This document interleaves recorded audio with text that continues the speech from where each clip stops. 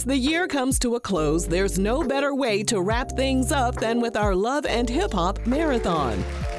While we were out here setting goals, minding our business, and trying to evolve, these relationships were doing the exact opposite. From surprise breakups and suspicious engagements to situationships that lasted far longer than they should have, VH1's Love and Hip Hop series has given us nothing but a bunch of hot, stinking mess. And I'm here for it, all the time. Yes, ma'am. So get comfortable and prepare to revisit some of the messiest moments that had us talking, arguing in the comments, and asking ourselves why common sense just ain't that common anymore.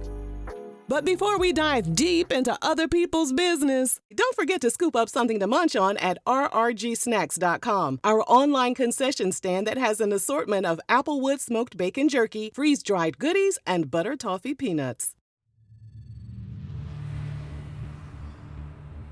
As a teenager, Jock started dating a woman named Fatima Jester. His relationship with Fatima lasted about 14 years before he moved on with a woman named Alex. He and Alex got married in 2001, and they welcomed 3 children. In 2008, Fatima took Jock to court, claiming he owed her $2,000 in back child support for their son, who was 7 at the time. Fatima told a news outlet that Jock was driving around in a Bentley, Benz, and 2 Range Rovers. He also owned a luxury car rental service, but he hadn't provided any monetary assistance for their son, and his lack of assistance created a financial struggle for her. According to Fatima, Jock was so busy living the life of a celebrity that she couldn't even contact him. Her lawyers were also having difficulty finding him and serving him with court papers. The results of the case are unknown. Things between Jock and Alex fizzled out, and they decided to go their separate ways, although they remained legally married. Love and Hip Hop Atlanta premiered in 2012, and many of Jock's friends from the entertainment industry appeared on the reality show, including Lil Scrappy. Jock is actually my cousin, so I just found that out on the show though. Although Jock wasn't initially offered a spot on the cast, he tuned in to all of the tomfoolery that was occurring on the show. In 2013, he went to a spa, and the employee told him that they needed to put him in a double room with another customer. The employee assured him that everything would be fine because the other customer in the room was also a celebrity. The other customer turned out to be Carly Red, who was a cast member on Love and Hip Hop Atlanta. Jock told Vlad TV that he recognized her from the show and was surprised that she didn't act the same way she acted on TV. From there, they started hanging out, and Jock told Vlad TV that after they started being intimate, that's when Carly unleashed the crazy. What a crazy ass. During a time Jock was growing apart from Carly, he started seeing 2 women named Cena and Carla. Both women ended up getting pregnant at the same damn time. And they both gave birth to twins, making Jock a father of 8 children by 4 women. Yeah. Lord, stay away from that ninja if you don't want no kids, honey. He fertile as hell, ain't he? Jock continued entertaining Carly, and he told Vlad TV that she wanted more out of the relationship, but he wasn't ready to take things to the next level. When Carly asked him if he would appear on Love and Hip Hop as her love interest, he agreed because he thought it would be a good way to promote his new music. So in other words, he used her ass. That's what you saying. That's what you saying. He saw a sucker and licked it. That's what you saying. Okay. He joined the cast for season 3 in 2014, and things between him and Carly quickly went left. Jock coordinated for him and Carly to tour a house with a realtor named KD. Jock later told Vlad TV that he had no intention of moving in with Carly. When they got to the house, KD confirmed that she and Jock had been smashing. A scuffle ensued between KD and Carly, and after being separated, Jock and Carly left the home. Before driving off, Carly started going in on Jock, and he told her to get out of his Jaguar. Instead, Carly waited for Jock to get out of the car. Then she climbed over to the driver's seat and drove off into the sunset. And I drove that off the side of the road, across the bridge, crashed that you in your car. Yeah. Child, Carly crazy as hell. Jock moved on with KD, and they even moved in together. His other baby mamas weren't feeling the relationship at all. Cena accused KD of breaking up her family, and all of the baby mamas accused KD of being Jock's sugar mama. This show does show me buying things for Jock and purchasing studio time for him, and I haven't done anything for Jock that Jock wouldn't be willing to do for me in return. As for Jock, he told Vlad TV that Katie was the kind of woman that a man should wife up. He added, "This woman knows how to cater to a man of my pedigree." Of your pedigree? The hell he he talking about? All these cheering and baby mamas, he's sitting up there talking about a man of his pedigree. Boy, if you don't sit your ass down somewhere, pedigrees are for dogs. If the shoe fit, wear it. Okay, that's what you're saying. That's what you're saying. Use the dog. That's what I heard. While all this was going on, Jock was still married to Alex. Jock told VH1 that Alex intended to divorce him, but she put it on hold once he started filming Love and Hip Hop. Jock added she didn't want to film as an ex-wife, so she did that so she could be on TV and say, I'm still his wife. She did it for the check, Negro. That's what she did it for. The check, not the clout. Because you crazy as hell if you think somebody checking to be your wife. Okay. Alex finally stuck a fork in their relationship in July 2014 when she filed for divorce after 13 years of marriage. According to TMZ, Alex told the court she and Jock had been separated since February 2012. This means Jock was still messing around with Alex after he got Cena and Carla pregnant and after he started dating Carly. So he just sticking it everywhere, huh? In divorce documents, Alex stated she only made $1,875 per month, and she requested spousal and child support for their 3 children. Unsurprisingly, she cited adultery as grounds for their divorce. The divorce was finalized in August 2014. Now, in the midst of all of that, Cena was trying her hardest to drive a wedge between Katie and Jock so that she and Jock could rekindle their relationship. Somebody please tell me why are all these smart, beautiful, educated women wasting their damn time with this man? Is cousin Jock packing? I'm asking for a friend. By October 2014, it appeared that Cena had moved on. She signed up to appear on a reality show called Baby Mamas Atlanta, Virginia, Denver, and Los Angeles, and she was ready to air Jock out. Jock told TMZ that he would do everything in his power to stop her from divulging his secrets, and his lawyers were ready to put a stop to the show. Jock said, I will sue the dog out of her if she even thinks about doing this show. The show's producers weren't fazed and said the show was scheduled to premiere in January 2015. We're unsure if the show ever premiered. Katie told Vlad TV in July 2015 that she and Jock were still together and things were going well. She had a pregnancy scare that played out on Love and Hip Hop that many believed was manufactured drama for her storyline.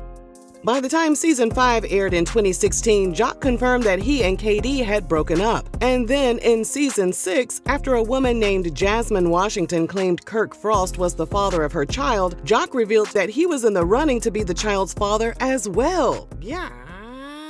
These ninjas just slanging asparagus everywhere. Kirk later confirmed he was indeed the baby's pappy.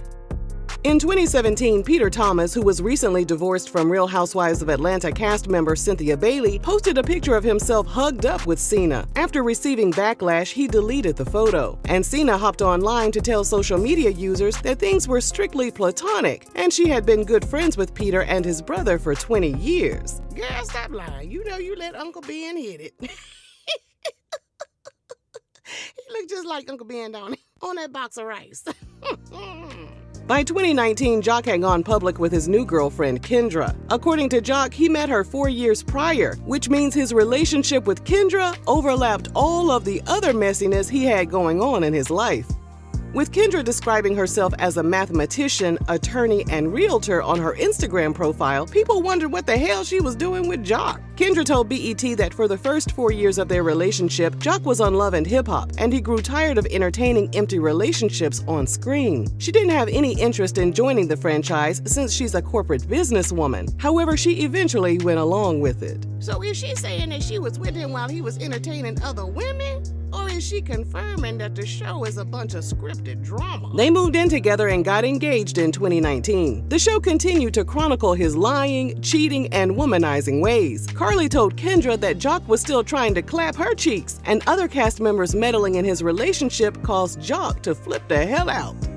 In an effort to prevent any drama in their relationship, Jock told the Brunch with Tiffany podcast in January 2020 that he got Kendra's name tattooed on the side of his dang-a-lang. Wait a minute. Wait. So is it on the base of your joystick It's or on is the, it it's on on the side. Jock went on to say that because of his history, the tattoo was his way of preventing women from claiming they slept with him. He added, I knew with my lady being an attorney, that was going to be the one key piece of evidence that if those people did not know, then they definitely won't be able to lie on me.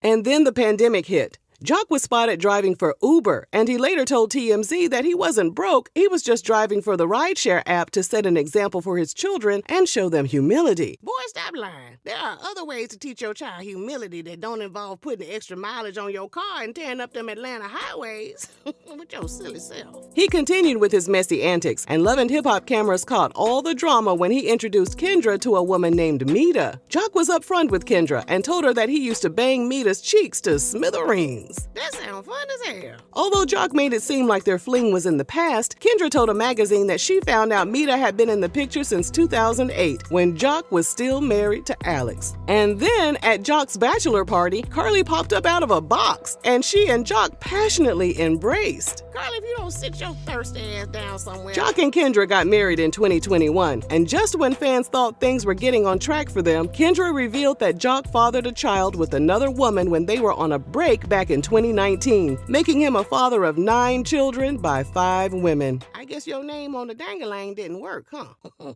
Think a tattoo gonna stop something, child, please. You control the dangalang. The dangalang don't control you. Kendra later told her mom and her brother that Jock betrayed her, but they decided to work through the situation. Why? That thing must be thinking. It got to be, because I don't understand. I don't get it. During an online interview, Kendra called Jock out for trying to normalize his behavior of having so many children and creating broken homes. She also told him that she didn't want his sons to follow in his footsteps. In February 2023, she told BET that they bought their dream house and they were taking more time to get to know each other. Months later, in September 2023, his ex Carla told a judge that she needed a modification of her child support for their 10-year-old twins. Carla said, give me them Uber checks, ninja. Carla stated there had been a substantial increase in Jock's income, while Jock denied that he was making any extra money. The results of the case are unknown. Kendra has threatened to divorce Jock several times, and they've exposed even more of their marital issues on VH1's Couples Retreat. During one episode, Jock said it seemed like Kendra was ashamed to be with him because she couldn't move on from the backlash she received for staying with him. Kendra confirmed she had gotten pregnant by Jock at some point, but she decided not to keep the baby. She also tried to convince him to get a vasectomy. However, Jock rejected the idea. Nah, Jock, you need to go on and get fixed. It's time, ninja. It's time. Somebody call the vet. And then in June 2024, blogger Gossip in the City posted a video of Jock having a conversation with an unidentified woman. In the footage, it's hard to tell if any hanky-panky was going on. After seeing the video, Jock told his radio show that Kendra texted her mom, "I'm divorcing Jaceel, Mom. A blog has accused him of cheating on me, so I'm done." During that same episode of his radio show, Jock confirmed that in the footage, he was confronting the woman and trying to smooth things out following an incident involving her, another person, and Tamar Braxton. Tamar don't need no help. Okay, she got it. In an effort to do more damage control, Jock posted a video of him and Kendra on his Instagram. In the caption, he instructed his followers to put the video side by side with the video of him and the unidentified woman. Jock wrote, "This what cuddling and holding hands looks like. Maybe I'm dumb or something." An online user responded, "Jock has damn near 20 kids. He's a liability. I would have never dated a man like that. But you date at the level of your self-esteem." Yeah. Did she lie though? At this point, fans are locked into this roller coaster. Do you think Jock and Kendra's love is built to last? Or is she just another speed bump on his path to impregnate the world? Bestie, you so damn messy. Let us know your thoughts down below. And thanks for watching RRG. Kendra, sit your ass down and let your husband cheat in peace. Be his peace, girl.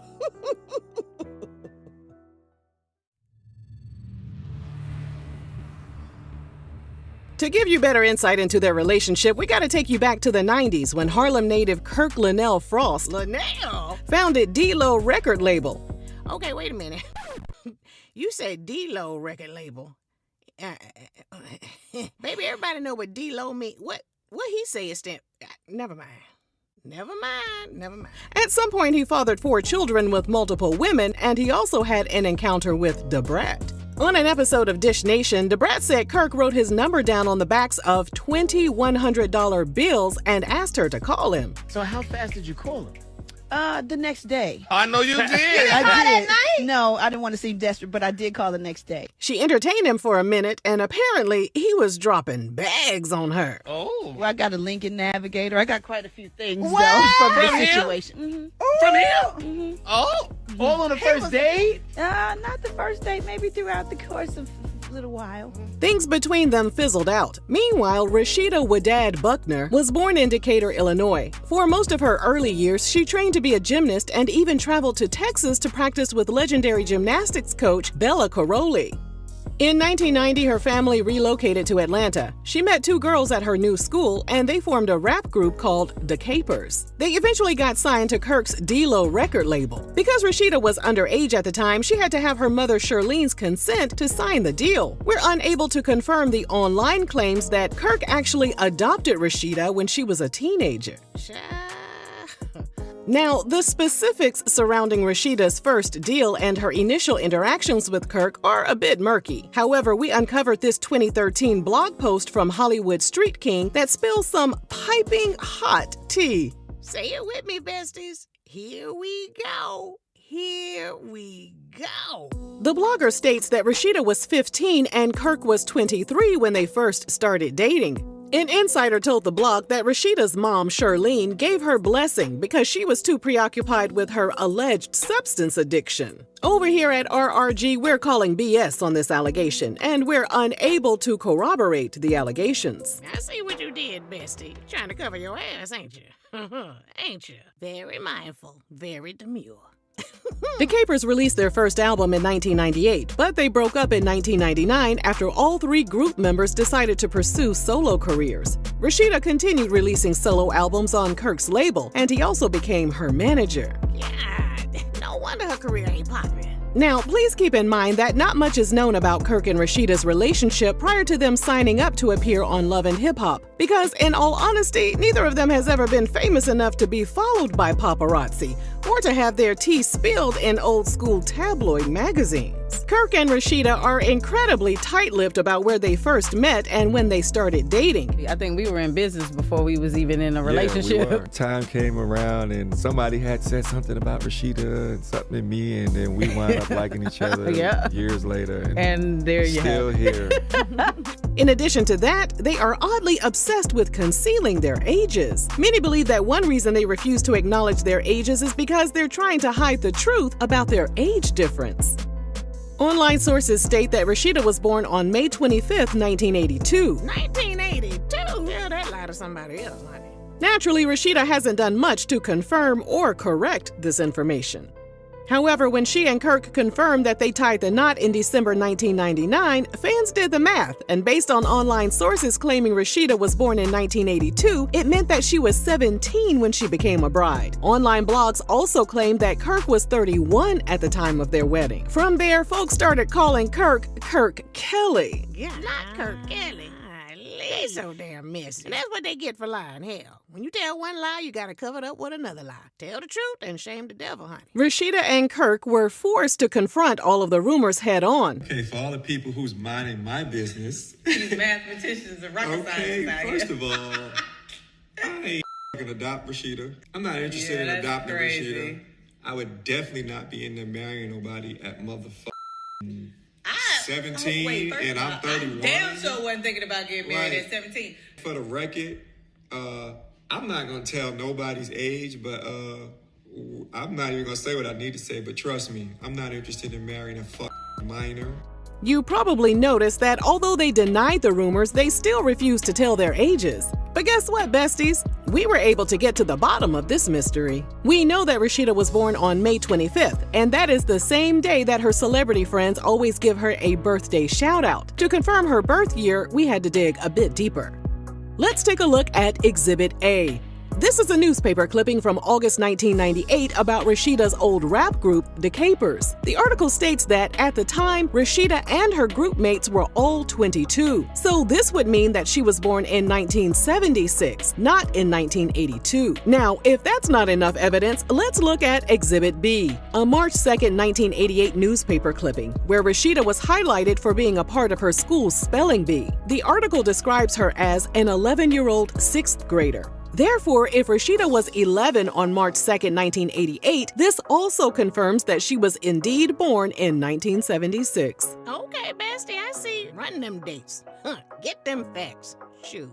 Can't mess with us. Based on those two pieces of evidence, we're certain that Rashida's date of birth is May 25th, 1976, and she was 23 when she married Kirk in December 1999. As for Kirk, he was born on January 30th. We found a January 9th, 2017 court filing posted on Bossip website, which revealed that he was 47 at the time. This means his birth year is most likely 1969, and he was 30 when he and Rashida got married. So anyway, back to those rumors about Rashida being underage when they started dating. Like we mentioned, Kirk and Rashida denied the allegations that he adopted her and that she was only 17 when they tied the knot. However, online users dug up this video of Rashida during a night out with some friends, including media personality Ebony Electra. In the video, Ebony can be heard saying that she has known Rashida since she was 17.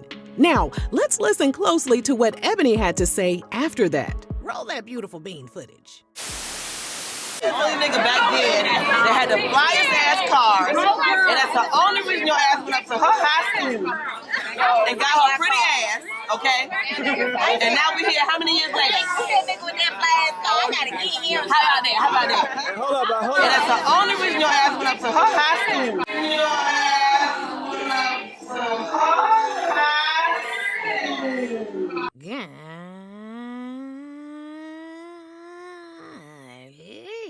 That's nasty as hell.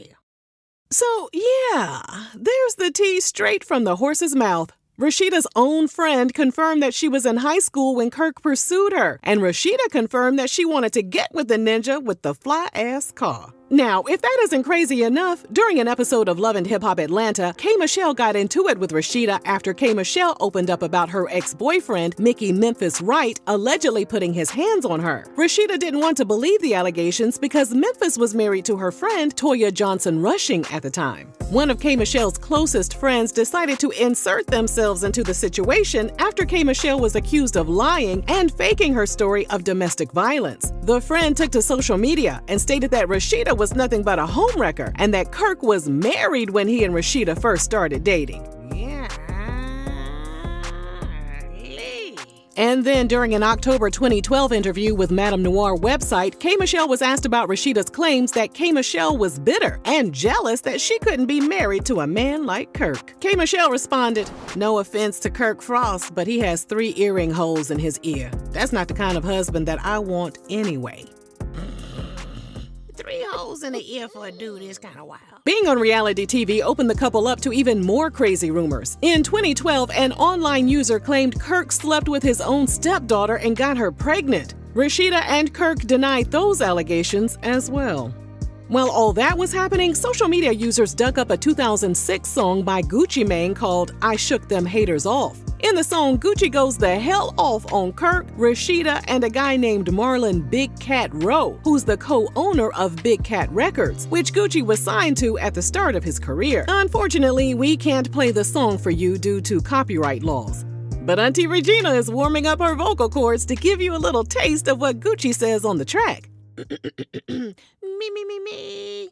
Now you the type of old as hell still trying to rap. And I'm the type of young as hell and I run the trap. Now you the type of freak, say, lick your Georgia peach. You married to a lame and that lame don't want no beef. Now he the type of nigga that an old lame ass won't. Ain't never drunk no bill. Ain't never rolled no blunt. Now she the type of girl, ain't got no ass on her back. No Kirk ain't got no money. I heard she f***ing cat.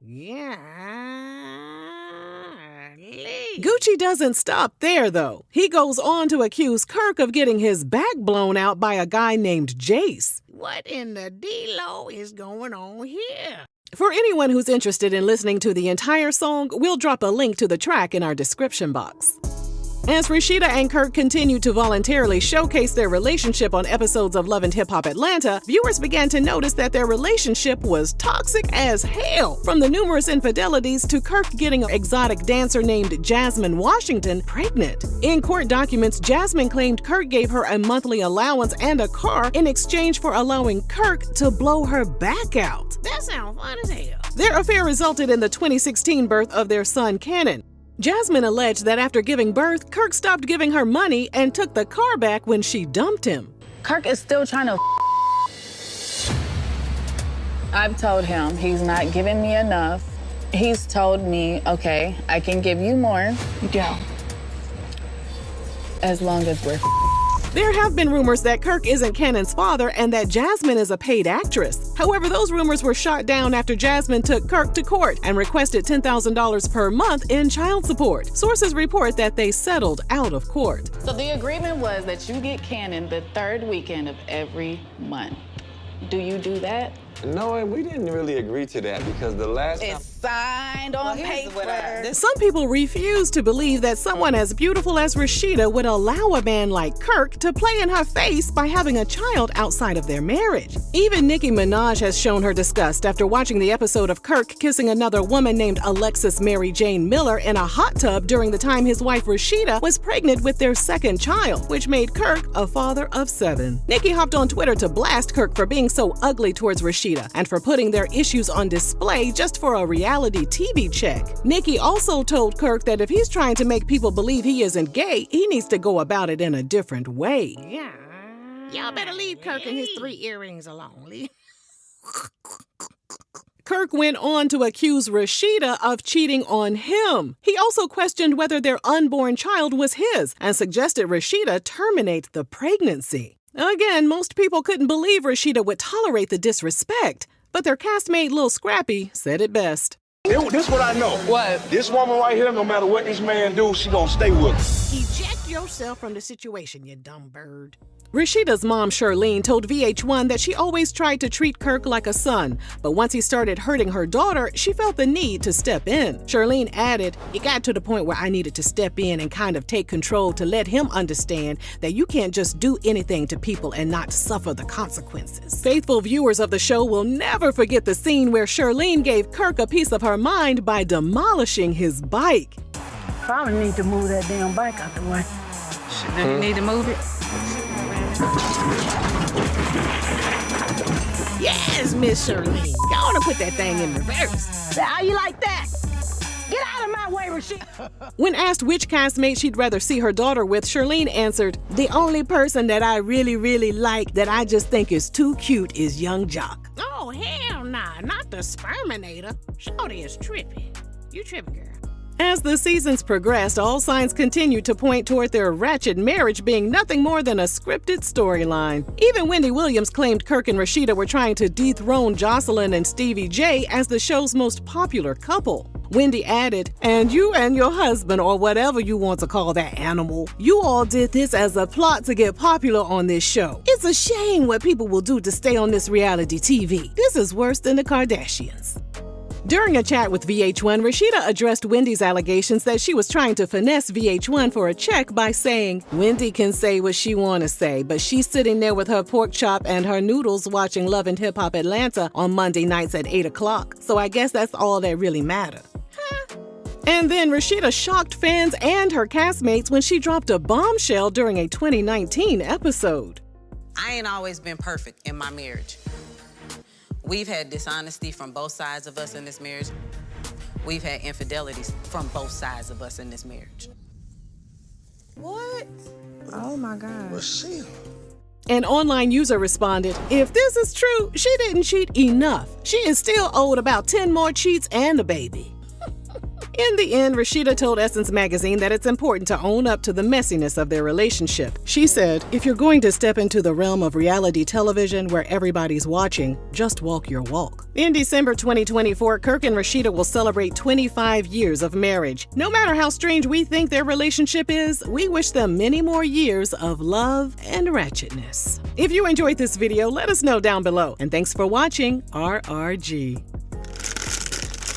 Besties, hey.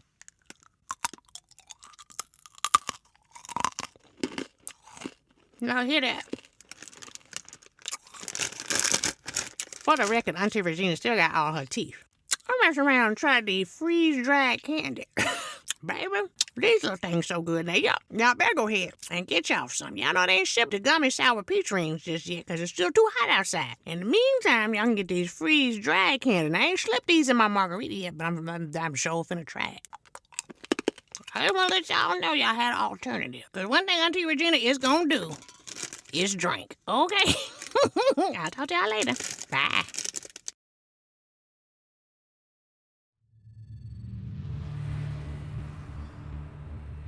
To give you some better insight into this situation, we have to take you back to January 6, 1969, when Peter Pankey was born in the Bronx. Panky? Like hanky-panky? He told Everything Urban website that he comes from a family of atheists. He said, "I know I did some terrible things that I'm not proud of, but I don't need God to tell me to do the right thing." In an interview with Hello Beautiful website, Peter stated his father always had multiple girlfriends, and this led him to believe that juggling different relationships was the norm. As a child, he watched his 3 older brothers and his cousins abuse substances, and he was embarrassed by their struggles. He said, "It ravished my family. Watching what my family went through, especially my mother, and watching her get heartbroken, it was a bad, rough time." Eventually, because he was so broke, he attempted to sell substances, but ultimately felt guilty about getting involved in that lifestyle. Instead, he sold firearms to make a living. Oh, yeah, because that's a better idea. He started rapping at the age of 12, and when he was 17, he got a girl pregnant. His son Corey, who now raps under the name Corey Guns, was born in June 1987. Corey's mother was pretty much out of the picture, so Peter's mother helped raise him. From there, Peter conceived a daughter named Whitney with another woman. Under the rap moniker Peter Guns, he and his groupmate Lord Tariq used a sample of Steely Dan's song Black Cow to create the 1997 platinum-selling, Grammy-nominated song Deja Vu, Uptown. But if it wasn't for the Bronx, this rap shit probably never would be going on. So tell me where you from. Uptown, baby, we gets down, baby, up for the crown, baby. Peter told Vlad TV that as the song gained momentum, a bidding war between record labels ensued. Ultimately, the Bronx rap duo signed with Columbia Records for nearly $1 million. Eventually, Steely Dan came knocking. Lord, here we go. Here we go. Because Peter and Lord Tariq hadn't cleared the sample, Steely Dan wanted them to pay up expeditiously. In the end, they had to give Steely Dan 100% of the song's publishing, as well as $115,000 in cash. So whenever the song is streamed, purchased, or used in any capacity, every single penny goes straight to Steely Dan's pockets. Yeah, that's what they asses get. Although Peter and Lord Tariq got screwed in the deal, they figured they would just make another hit and recoup all the money they had lost. They dropped their debut studio album, Make It Rain, in June 1998. Although the album peaked at number 8 on the Billboard charts, it wasn't nearly as successful as Deja Vu. Peter told Vlad TV that they thought their fans would support the album no matter what, but they waited too long to release it after Deja Vu, and the hype had died down by that point. So their plan to put out new music and make back the money they had to give to Steely Dan was unsuccessful. Their label turned its back on them, and instead of regrouping and coming up with a plan B, Peter and Lord Tariq gave everyone the middle finger and walked away from the music industry in 1999. From there, Peter welcomed 2 more children, Brandon and Kennedy, making him a father of 4 children by 4 women. In the year 2000, a grad student named Tara Wallace was working at a music store in New York. Peter visited the store and immediately liked what he saw. But instead of talking to Tara directly, he had one of his homeboys give Tara his number. What in the junior high is going on here? At the time, she had just gotten out of a long-term relationship, and she was busy in school, so she wasn't interested in a relationship. But while cleaning out her purse one day, she stumbled across Peter's number and decided to call him. If I could turn back time. Y'all so messy. At first, she didn't take him seriously. He was fun to hang out with, and he always made her laugh. Tara told Vlad TV that in the beginning, Peter appeared to be financially stable. Although she had a job, he was still emotionally and financially helpful to her. She told Vlad TV that it wasn't until 9 months after they met that he told her he had 4 children. But there was a lot going on behind the scenes that she was unaware of. The Mississippi native told The Breakfast Club that at some point she found out that Peter was involved with someone else. Tara added, "I did speak to this young lady at some point, and I was like, listen, we're just friends. I don't know what to tell you." So you just like being in messy love triangles, is that what you're saying? He said that he was with somebody when he got with you, and you were the original side piece. He said that? Mm-hmm. Okay, well, this is part of Peter's continuous cycle. We have all overlapped in some way, not knowing that we were overlapping. But by that point, Tara and Peter's relationship had evolved into friends with benefits. Peter kept the other women around as he continued seeing Tara. As years progressed, this young lady moved to another state. And he and I, at that moment, began to really we became closer at that moment. Right. Yeah. Unfortunately for Tara, in 2005, which was 5 years after she and Peter first met, Peter secretly welcomed his 5th child named Phoenix with another woman. Tara didn't find out about the baby until she found out she was pregnant with her first baby.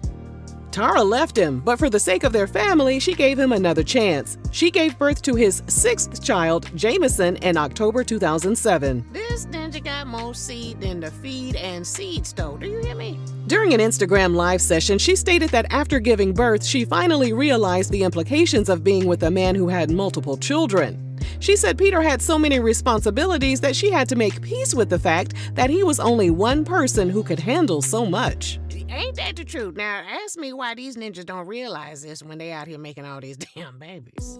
According to Tara, Peter is a fantastic father, and he always makes sure his children and their mothers are financially taken care of. None of the mothers have ever gone to court to request child support because he always does whatever he needs to do to make sure every household has everything they need. Tara told Vlad TV, he has a relationship with all of his children, and they know how he is. If he has it financially, then everyone has it. And if he's not giving, they just know the money is not coming in.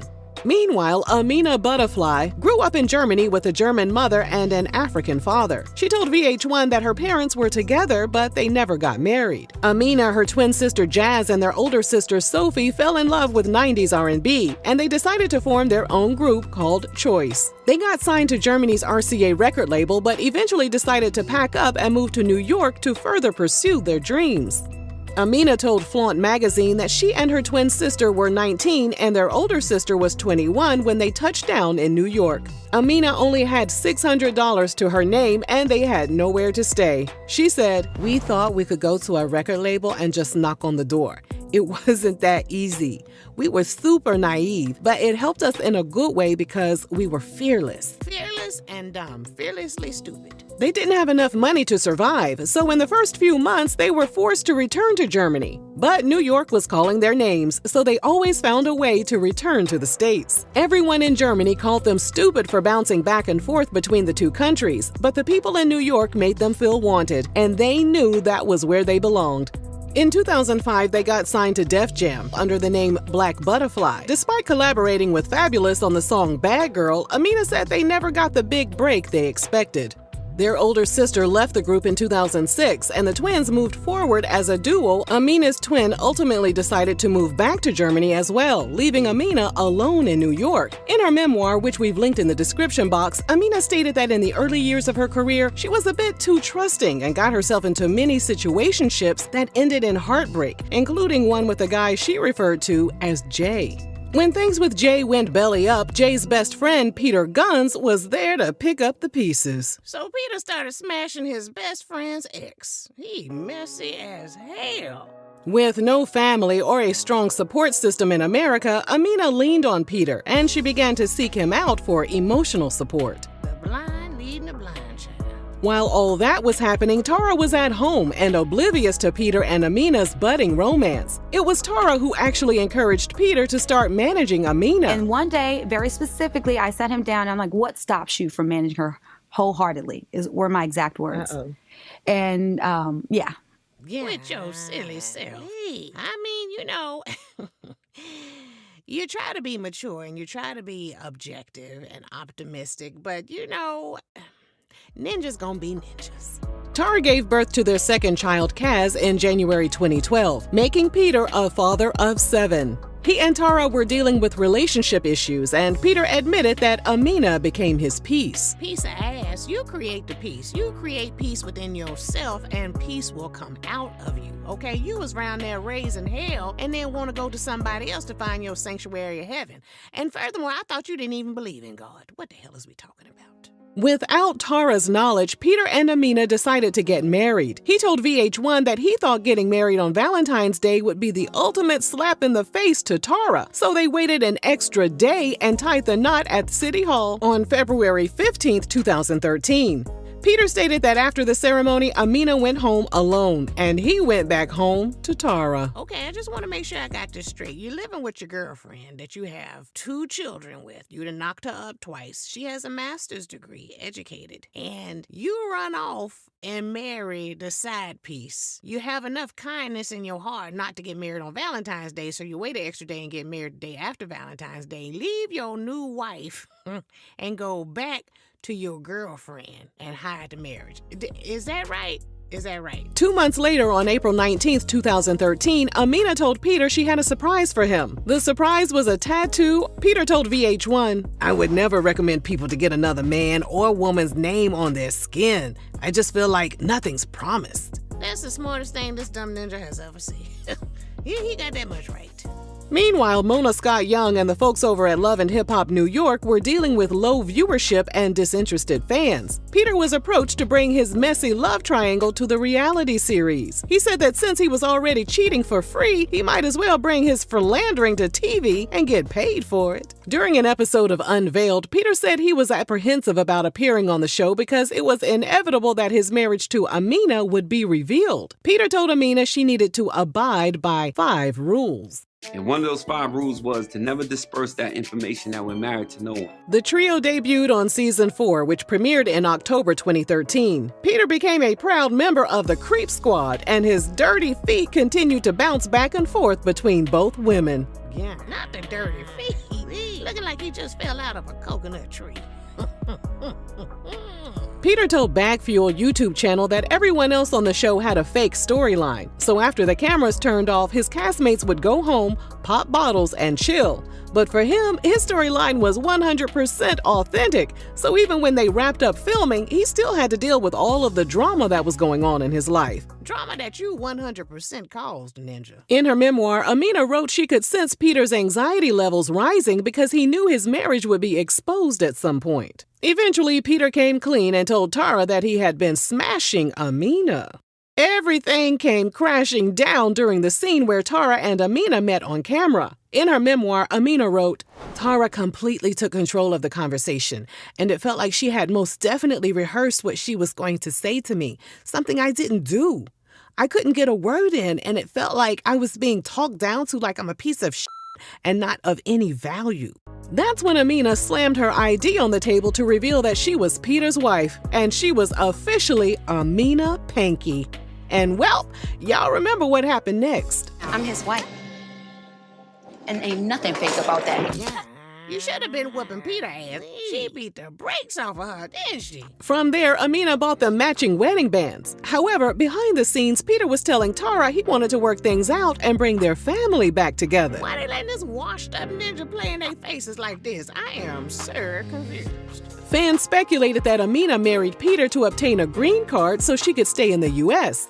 However, Peter told VH1 the rumors were false. He said, "I didn't get married for no other reason other than I love her." Tara continued entertaining Peter and sitting on that thing whenever she felt like it. Do you think that Peter's faithful you better right be. now? Well, I'm here to tell you that he's not. How do you know? Because I just sat on it whenever I want. What in the reckless life decisions is going on here? She admitted she was still emotionally connected to Peter, and Amina came into their lives during a time when Tara wasn't completely ready to walk away from him. Viewers and some of the trio's Love and Hip Hop castmates were appalled by the way Peter was treating the women in his life. Our old washed up that be bitches' life up and their reputation. Listen. She's a Big talented Ray ass is woman, sweetheart. and Tara's a smart ass woman, and you got them looking dumb on TV. During the season 4 reunion, Amina shocked viewers by revealing her pregnancy. In her memoir, she wrote that Peter told her that he had to go on a business trip just a few days before she went into labor. In reality, Peter took Tara and their children on a family getaway. This ninja messy ass, he gonna bust hell wide open, you hear me? With gasoline drawers on. Amina gave birth to a baby girl named Corey in July 2014. From there, Peter decided to move Tara into the same apartment building that Amina lived in so he could bounce back and forth between both households. After finding out Peter was still blowing Tara's back out, Amina slapped the fire out of him and announced she was expecting another baby as she stormed out of the apartment.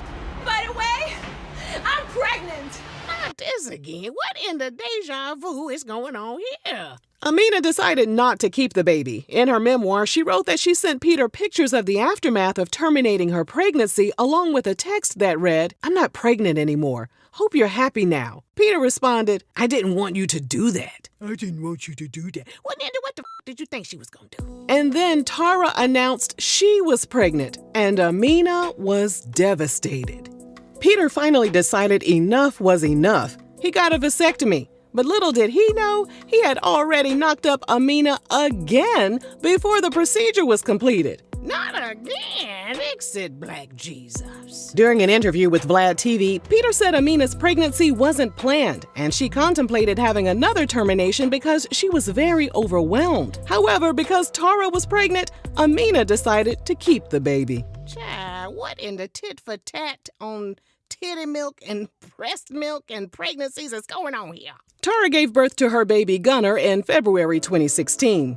Amina told Flaunt magazine that while she was pregnant with baby number 2, she packed up and moved to Los Angeles. She said, "So many times I had attempted to leave, and I didn't make it because I fell back in. I realized for myself I really needed to take myself far away. It was a realization, and it was the right thing." Amina gave birth to Peter's 10th child, Bronx, in August 2016. During their time apart, Peter decided to work things out with Tara, and while Amina was visiting him in New York, he told her it was best for them to end their marriage. The threesome made their last appearance as full-time cast members at the end of season 6. Peter admitted that because of his upbringing and how he saw his dad dealing with multiple women, he didn't understand the toxicity of their love triangle until it all played out on TV.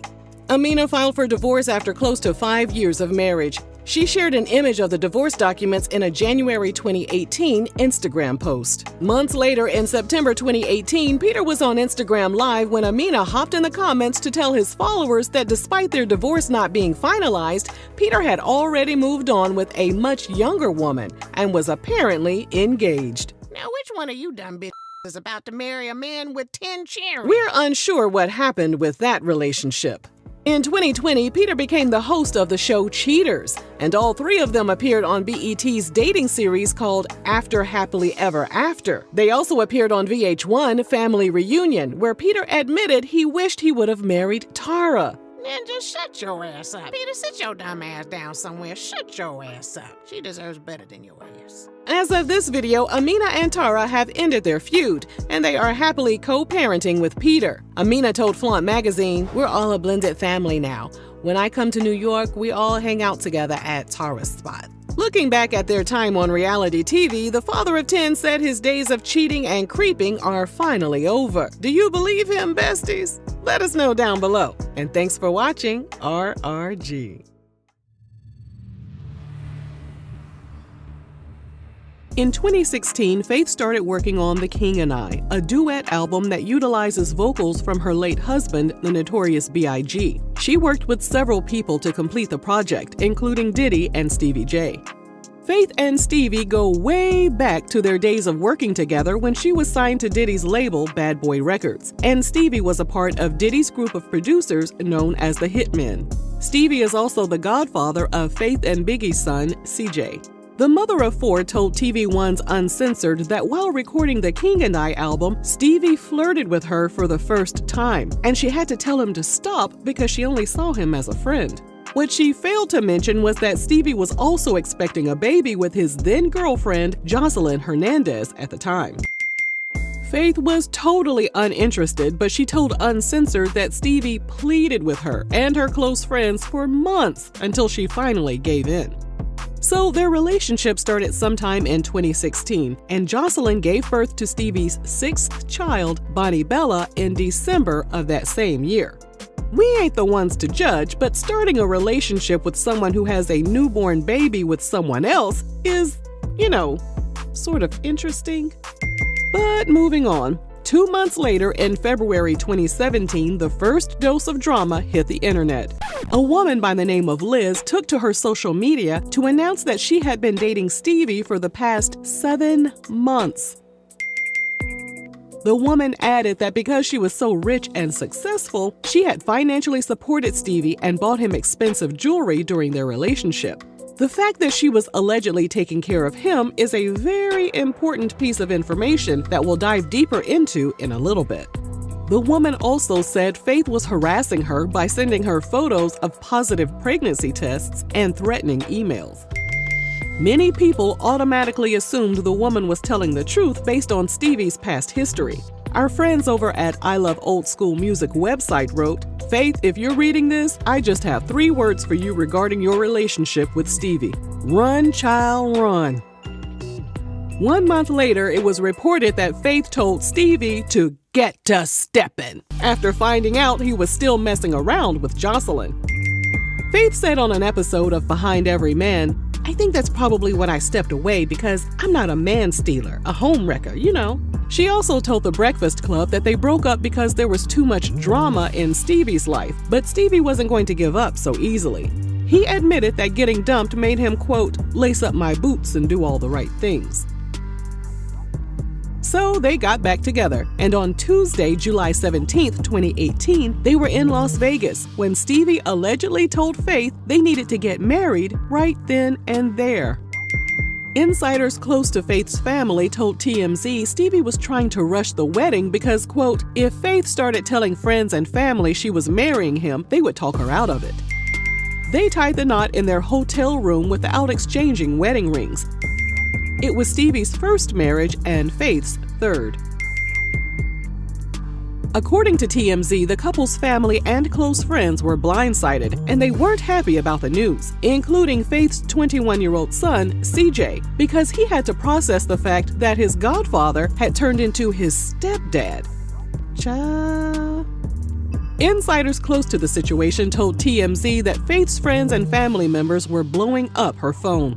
They repeatedly asked her why she did it, and Faith reportedly responded by sending them the song she recorded with Stevie called "A Minute." The lyrics of the song go a little something like this. "Lately I've been thinking you could be my baby. Everybody thinking we both crazy. You crossed the line so many times, but you've always been there for me. Falling in love with you, it didn't even take a minute."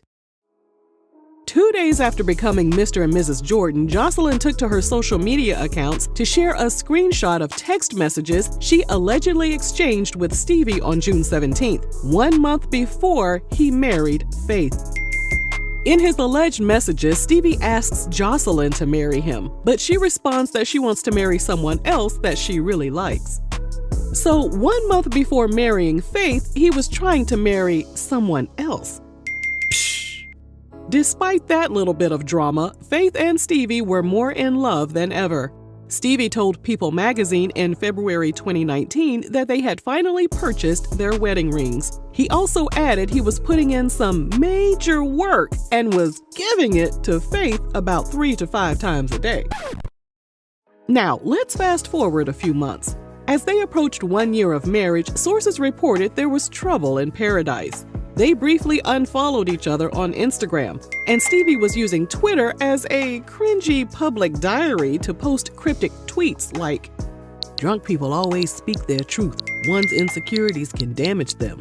All that glitters ain't gold. Cherish what you love, just know nothing will last forever."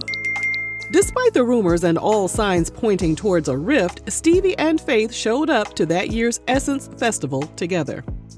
But months later, in December 2019, Stevie was back on Twitter to pour his heart out. He tweeted things such as, "No woman is faithful." The next morning, he hopped back online to announce his Twitter and Instagram had been hacked.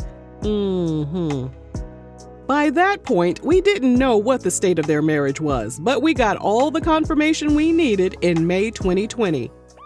TMZ reported the authorities were called to Stevie and Faith's LA area home at 1 in the morning after the couple got into a heated argument. The police noticed visible marks and scratches on Stevie's face, and Faith was hauled off to the clinker. She bonded out later that day, and the charges were later dropped because Stevie refused to testify against her. Now listen, we love us an old juicy and messy red flag video just like the rest of y'all. But we also love it when our favorite celebrity is happy and satisfied in their relationship. Although we knew Stevie and Faith were a train wreck waiting to happen, we were rooting for them behind the scenes, up until Jocelyn dropped another bomb on their marriage.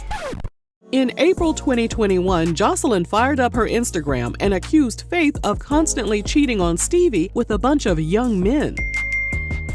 Jocelyn also made some startling allegations against Faith's son, Ryder, who's on the autism spectrum. Jocelyn wrote, "Your crazy kid almost killed Bonnie Bella under your watch. I have Stevie on recording begging me for forgiveness because Bonnie could have gotten killed by that animal you call a son." According to court docs obtained by our nosy selves, Stevie and Faith separated 6 months later in October 2021. And 1 month after that, Stevie filed for divorce, citing irreconcilable differences. He also asked the court to award him spousal support and asked Faith to pay his legal fees. Based on the documents we obtained, it doesn't appear that Stevie and Faith have a prenup. Now, remember the woman Liz that claimed she dated Stevie while he was seeing Faith? Liz claimed she was financially supporting Stevie during their alleged relationship. And with Stevie asking Faith to pay him spousal support and his legal fees, well, we can only assume that Faith was the breadwinner in their marriage as well. So what's going on with Stevie's finances? Are the checks not hitting like they used to? Well, through the years, sources have reported that Stevie owes 6 figures worth of back taxes to the IRS and the state of Georgia. And his child support reached $1.3 million. As of this video, we're unsure if his debts have been repaid. As they moved forward with their divorce, a video of Faith and Stevie hit Instagram that showed them arguing over Faith's alleged infidelities. We live. It's cool. We live. They see it. Please leave me alone. Please, I hate you. We live. I hate you. It's cool. We live. It's cool. That's what you like to do? How can you disrespect me, though? I ain't do nothing to you. All I did was love you. So it looks like maybe Jocelyn's tea about Faith cheating on Stevie was true. From there, they were spotted out on vacation and enjoying each other's company. She told Entertainment Tonight that they plan to spend the holidays together as well. But instead of calling off the divorce, Faith's lawyers were still actively submitting information to the court on her behalf. In December 2021, they asked for Stevie's request for spousal support to be denied. Stevie continues to express his love for Faith on social media, including in a May 2022 Mother's Day post where he apologized for disrespecting her and humiliating her in front of the world. He added, "God knows I'm a better man with you, and I'm asking you to find it in your heart to forgive me and allow me to rebuild our trust." So, we're confused. Isn't Stevie the one who filed for divorce? Isn't Faith the one that was allegedly cheating on him? So why is Stevie constantly begging for her love and forgiveness? Now, we're not trying to stir the pot or anything like that, but it appears that just as Stevie jumped into the marriage, he also jumped into filing for divorce. Even though he has made it clear that he wants to work things out with Faith, she's calling his bluff and has continued to move forward with his request to go their separate ways. Our theory was verified by Radar Online in May 2022 when the gossip website reported Stevie had been begging Faith to take him back, but she wouldn't budge. They spent the 4th of July together, and Stevie also told Hip Hop DX, "That's my best friend. Why wouldn't it work out? She know everything about me. I know everything about her. So when it's like that, it's bound to work out." But Faith said, In October 2022, she turned over her financial records to the court in an attempt to get the divorce finalized. Looking back on their relationship, it was clearly doomed from the jump, and the red flags were evident to all of us on the outside looking in. Nonetheless, we wish Faith and Stevie nothing but the best as they move forward with their lives. Did we miss any red flags? Let us know down below, and thanks for watching RRG.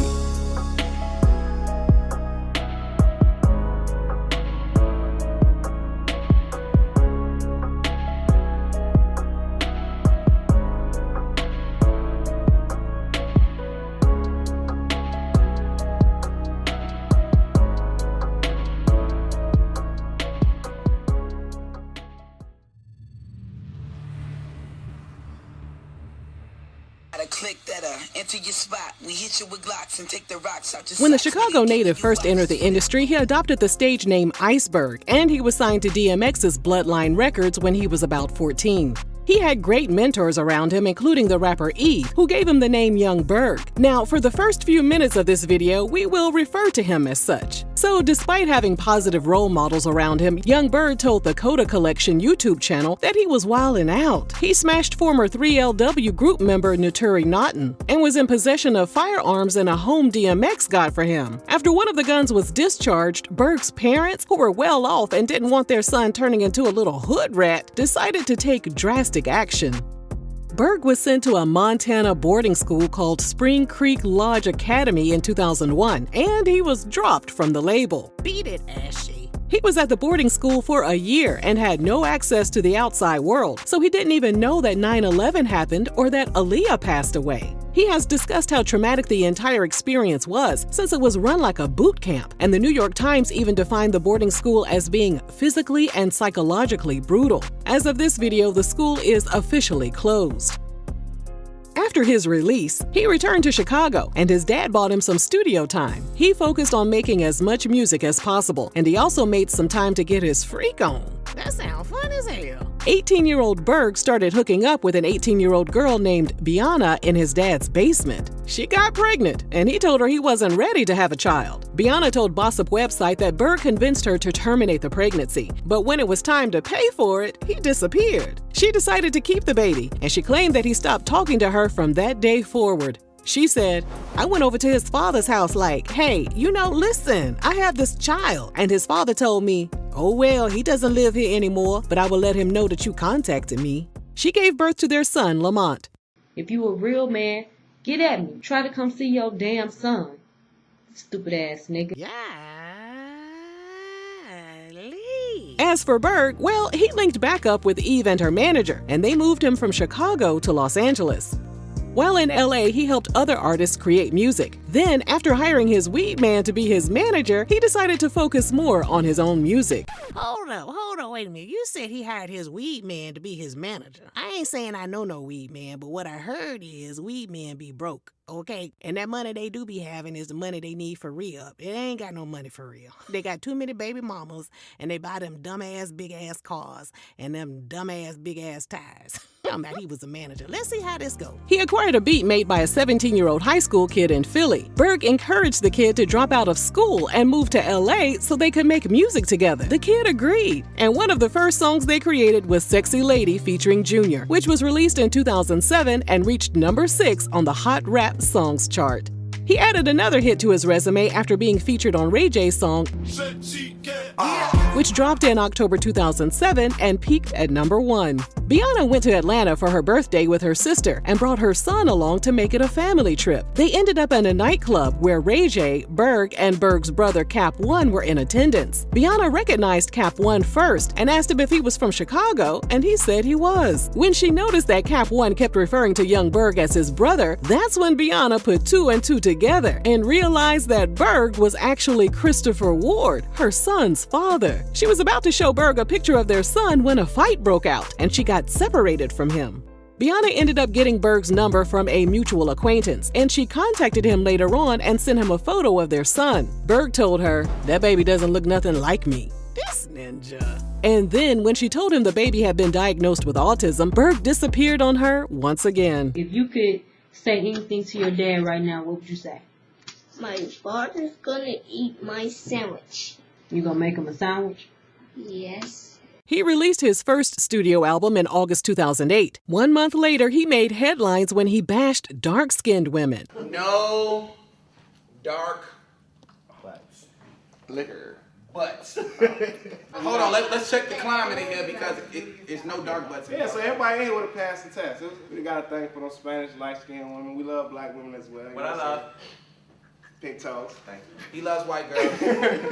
It's basically no butt darker than my butt in my bed. He need his ass beat. He attempted to clear up his statement with some help from his then publicist and his sometimes bedroom partner, Hazel Lee. This ninja picked the weirdest people to be in charge of his stuff. But on my downtime, I call her 4 a.m., aka Melanie Fiona, because I only hang out with her from the hours of 4 a.m. I think her office hours started like 4 and they ended 5. From there, he continued to make headlines for all the wrong reasons. He was running his mouth at an Atlanta club and got slapped by rapper Mano. Golly.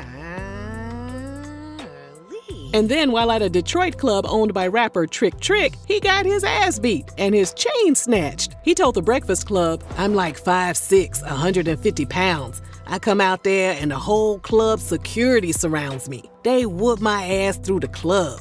My entourage was all around us and they was getting their ass whooped too." 5'6"? That ninja ain't got but 2 inches on my ass. And then UK rapper Rowdy T snatched Berg's beloved Batman chain. Rowdy T later posed with the tacky jewelry on camera to prove he was indeed the chain snatcher. "Hey, nigga, it was nice to rob you, but I had to go hard, I had to go hard." He messy as hell. While all this was going on, Bianna contacted Bossip website and put Berg on blast for being an alleged deadbeat. By the summer of 2013, Berg was linked to Corinne Steffens, also known as Superhead. According to Bossip website, in June 2013, Corinne posted an Instagram photo of Berg kissing some groupies. In the caption, Corinne accused him of being an ain't shit ninja and also made accusations that he was a woman beater. The post was deleted and Corinne and Berg went their separate ways.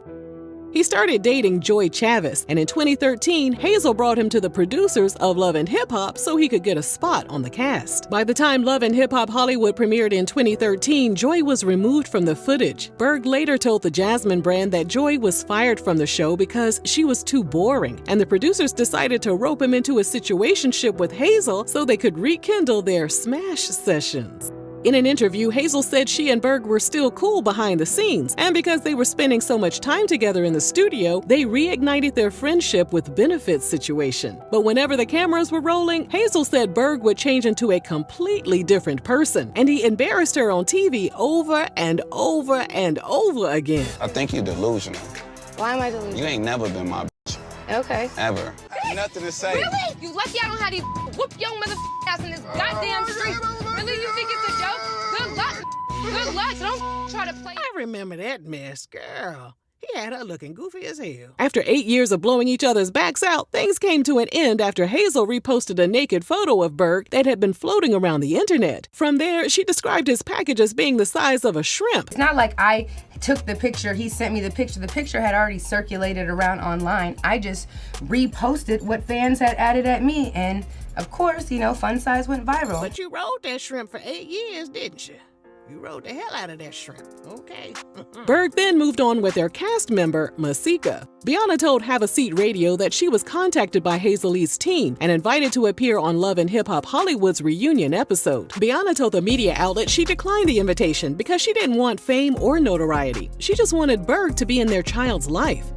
The reunion show was filmed in New York City in November 2014, and afterward, Berg and Masika hit the town to have some fun. When he tried to pay his bar tab, his credit card was declined. Ninja, you better sneak your alcohol in the club like the rest of us. Don't throw them seasoning containers away now. After you finish with your garlic powder, you throw that little top with the hole in it away, you know what I'm saying? And just wash it out with some good hot soapy water and rinse it out real good, let it dry. Honey, it's a perfect little container for a little sip of alcohol. Sources told TMZ that Berg stormed out and went to his hotel, and Masika followed him after paying his bill. When she tracked him down at the hotel, she went off about him leaving her behind. I know that's right. You didn't pay the bill and you left me. Sit your ass there and watch me run my credit card. Watch how it's done. This is what it looked like to pay your bill. This is what it looked like to have money on your card. Watch this. Watch, Ninja, watch. That's when Berg assaulted her and reportedly pulled her out of the room by her hair. He was arrested, and Masika went on the record to say the incident was totally out of character for him, and she blamed his actions on the alcohol. But no, my credit card did not get declined. No, that's not the case. In fact, Masika actually spoke with Sister to Sister magazine and said, I never did anything to her. Berg was fired from the show, and more issues were right around the corner. In November 2014, Bossip website reported that Bianna wasn't Berg's only baby mama. He had also knocked up a woman named Brandy Flint sometime around 2004. This ninja just sticking it everywhere, huh? Brandy told the website that Berg hadn't seen their son Taylor since he was a baby. She added, I keep in touch with the other mother. Our kids are brothers, and we have become friends due to this unfortunate situation. We have both been trying to get him to take responsibility to no avail. Brandy provided Bossip with years' worth of documented court filings, which revealed her struggle to get Berg to recognize paternity of their son and provide financial assistance. At the time of her 2014 interview with Bossip, Brandy said Berg owed her $86,000 in back child support. Bossip turned the messiness up a notch by asking Brandy what she thought about Berg's domestic violence charge against Masika. Brandy told the website she wasn't surprised. She added, "He never hit me when we were together, but he was extremely verbally abusive. He is a narcissist and likes to make people feel low to make himself feel better. The person he is on the show is really the person he is, mean and disrespectful to women. That was the main reason I broke up with him." By December 2014, Berg and Masika had reconciled. An insider told TMZ that Masika was heavily invested in the relationship, and she didn't want to abandon him because of one bad night. But a little over a week after getting back together, Masika posted a photo of a woman painting her nails with a gun lying next to her. The photo read, "When you already know the answer and you're waiting for him to lie." Masika captioned the post, "Who were you with last night, bae?" Masika moved on and became one of Fetty Wap's baby mamas. She my trap queen, let her hit the bando. Y'all messy as hell. With all of the hot, stinking mess going on in his life, Berg decided to adopt a new alias. The name Berg had gotten too muddy and had been ran through, so he started calling himself Hitmaker. From this point on, we will refer to him as such. New name, same ninja. And guess what, besties? There was drama lurking around the corner. In December 2014, Ray J's manager, Whack 100, took to his Instagram to claim he walked in on Hitmaker doing something inappropriate with a teenage boy. Yeah. Someone please call 911. Whack 100 later took the allegations to a radio station and added that he once saw Hitmaker with a transgender woman out in Atlanta. Young Bird, when he was running around with a transvestite, my man Stat Quo was with me. You know Stat Quo? I know Stat Quo, yeah. Okay? Well, I seen him in the parking lot with the transvestite, but once again, I don't know if he was setting up to do a record. I don't know what he was doing, so I didn't make no speculation. Hitmaker appeared on Sway in the Morning and denied that he was a homosexual. No, I am not gay. I've never thought about being gay. Like, I think he's trying to get on Love and Hip Hop Season 2. He might want to take my spot. You know what I'm saying? By September 2015, Bianna had confirmed that Hitmaker still wasn't taking responsibility for their son, Lamont. She slapped him with a paternity suit and requested child support. We're unable to locate the results of the case. While that was all going down, he had to prepare for his court hearing for his domestic assault case involving Masika. At his October 2015 court date, he took a plea deal, and as he was leaving, a process server working on behalf of his son's mother, Brandy Flint, handed him a summons for $96,000 in back child support. Brandy later told Bossip that Hitmaker hadn't paid her a dime in 3 years, and he still hadn't made time to see their son. The judge awarded her the total amount after Berg skipped the court hearing.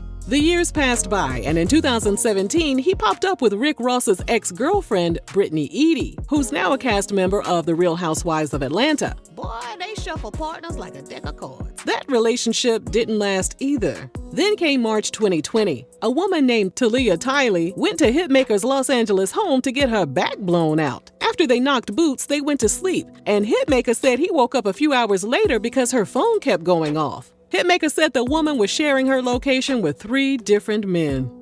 Hitmaker shared surveillance footage on Instagram of 3 men with weapons attempting to enter his home. In an interview with Drink Champs, he said, "The crazy thing is that when it was happening, instead of her being like a girl who was in the midst of a home invasion like I was, she was fighting me." Hitmaker reportedly hit the woman in the face multiple times with his weapon and broke her nose. She was somehow able to escape. The men didn't gain access to his house. In an interesting turn of events, the woman went to the authorities and accused Hitmaker of assault. The authorities issued an emergency protective order, which restrained Hitmaker from coming within 100 yards of her. He flew out to Miami immediately and told Drink Champs he got in contact with the late rapper Pop Smoke's girlfriend, who claimed the people who attempted to rob Hitmaker had a hand in Pop Smoke's murder as well. The authorities have not confirmed this information.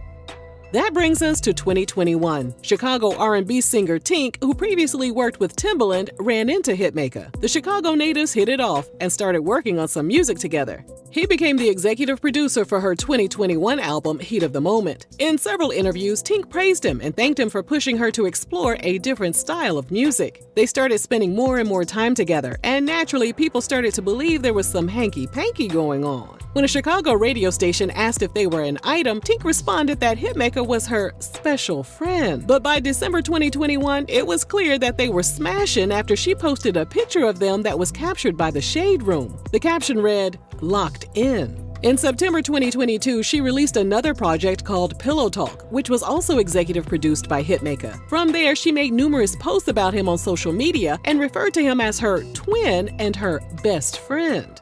But then, all hell broke loose. In August 2023, they ran into each other at a restaurant in Cancun. Hitmaker was reportedly with some women, and Tink was there with her friends. When Hitmaker left the place, Tink reportedly followed him out and put her hands on him. She know I got the footage of her putting her hands on me. Hitmaker later admitted they were together, but they were going through a breakup. Tink confirmed their past relationship and said things ended because she informed him she wanted to do her next album separately from him. And in an act of vengeance, he requested $2 million from her. Tink also made it clear she felt no kind of way about Hitmaker being with other women. We've been dating for a long time, very long time. I was never jealous of any woman with him. I know it's me. You know, and I need people to know that the same, you know, to the women, the same that y'all going to war over, he eats my ass.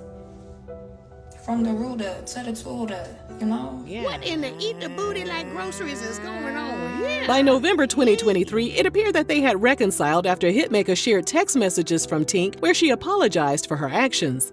They spent Thanksgiving 2023 together, but insisted that they only had a business relationship. I want peace for everybody. I want peace for us, Christian. Come in. Wait, what? I'm at peace. I want peace for you. Hitmaker later cleared things up even further in an Instagram live captured by Live Bites. In the footage, he denied they were back together and stated that Tink no longer owed him any money. He said they put their troubles behind them, and he was no longer bringing their issues to the internet. In June 2024, he told BET that he was ready to settle down. Hitmaker is in his late 30s. I'm looking to settle down. Okay. I'm going nut inside somebody this year. They're going to swap this DNA out. You're going to get green eyes and blonde hair. All you got to do is go ahead and hold it down, baby. Not this colorist shit again. Not this ninja sticking his foot in his mouth again. With your goofy ass. Ninja, you already got 2 cheering. Go take care of them. His statement led people to bring up his past colorist statements. And that's when Hitmaker decided to jump into Baller Alert's comments to explain that the video was taken out of context. He also clarified that his natural hair color is blonde and he has green eyes. Phew. And that brings us to the end of this hot, stinking mess. If you enjoyed this video, let us know down below. And thanks for watching RRG.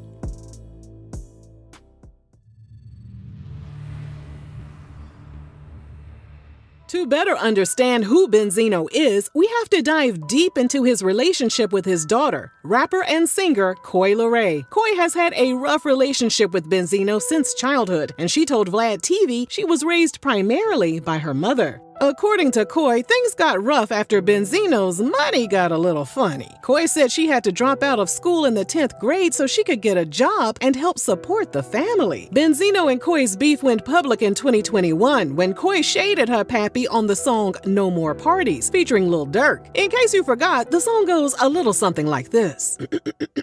Me. I'm too busy getting this money, counting this cheddar. My daddy let me down, but I promise you I won't let up. I want to say that man, but this won't make me better. Baby, open your mouth. Is that how she talk for real? Oh, that's just how she rap. Well, that ain't rapping. Is that how she sing? Well, that ain't singing either. What in the hell? That's what we call mealy mouth down here in the South. We call it mealy mouth. As Coi made a name for herself in the music industry, she accused Benzino of being envious of her success. In case you're unaware, Benzino had a brief moment of fame in the early 2000s after he released the song Rock the Party featuring Mario Winans. Coi told Angie Martinez that Benzino couldn't handle her level of success, while Benzino denied being jealous of his daughter during a July 2023 appearance on the We in Miami podcast. He also took to his Instagram, and in a since-deleted post, he wrote, "How the f*** can I be envious towards someone I raised, nurtured, provided for, influenced, and loved very dearly?" Nurtured? Ninja, did you mean nurtured? He also said he was tired of Coi pushing a false narrative about him and what he had done as a father. Coi wasn't trying to hear all that, though. She clapped back during an Instagram live session and blasted Benzino for publicizing all their business without talking to her privately. She also said she had a right to share her truth, regardless of his feelings.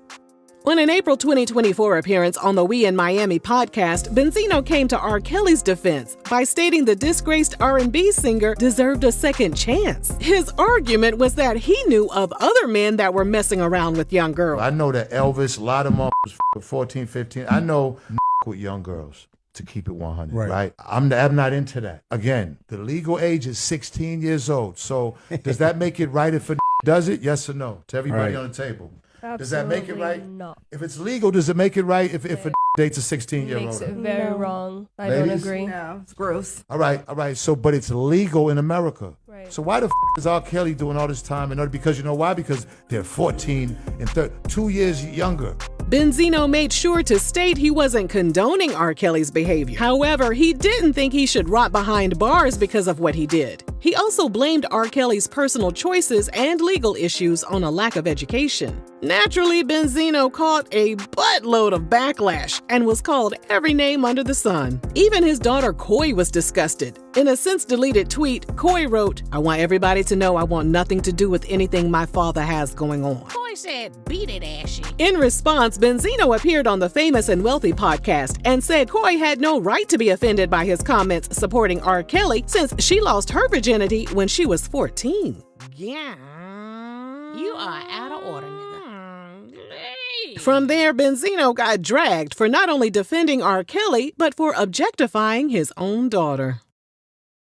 Following the March 2024 raids at his homes, Diddy received some support from none other than Benzino. They done went in the man's property with tanks and army men and National Guards. They did that for the message. They did that just so that they can embarrass a black man and humiliate a black man. Somebody take his damn microphone. Don't ask him back on not another show. Him. Benzino wasn't done, though. In a May 9th, 2024 interview with the Danza Project podcast, Benzino said that people of color were handing Diddy over to the authorities based on unfounded allegations and internet conspiracies. Since Benzino made his comments prior to the May 19th, 2024 release of the video of Diddy putting his hands on Cassie in a hotel, some social media users wanted to cut him some slack. Others thought it was about time that Benzino stopped defending the weirdos in the entertainment industry. They implored him to hold Diddy responsible for his own damn actions.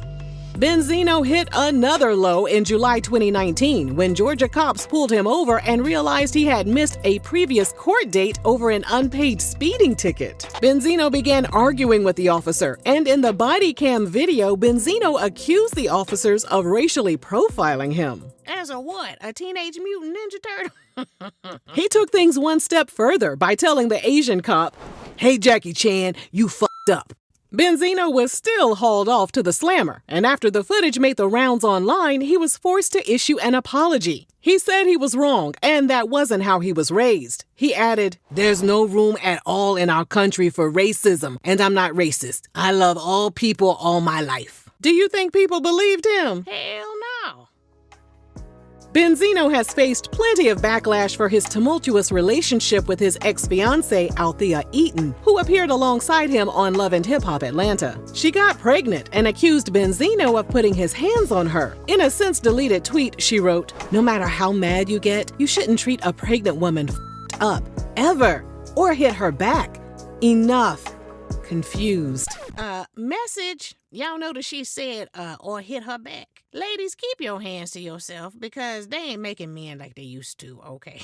So, women do not take the chance of hauling off and hitting a man because it's a mixed bag. You don't know what you're gonna get. You never know if that ninja gonna hit back. Their son was born in November 2015, and the Jasmine brand reported that in July 2016, Althea was granted a temporary 12-month protective order against Benzino for various allegations, including holding her against her will, stalking, and threatening to take away their then newborn son. She also accused him of putting a tracker on her cell phone.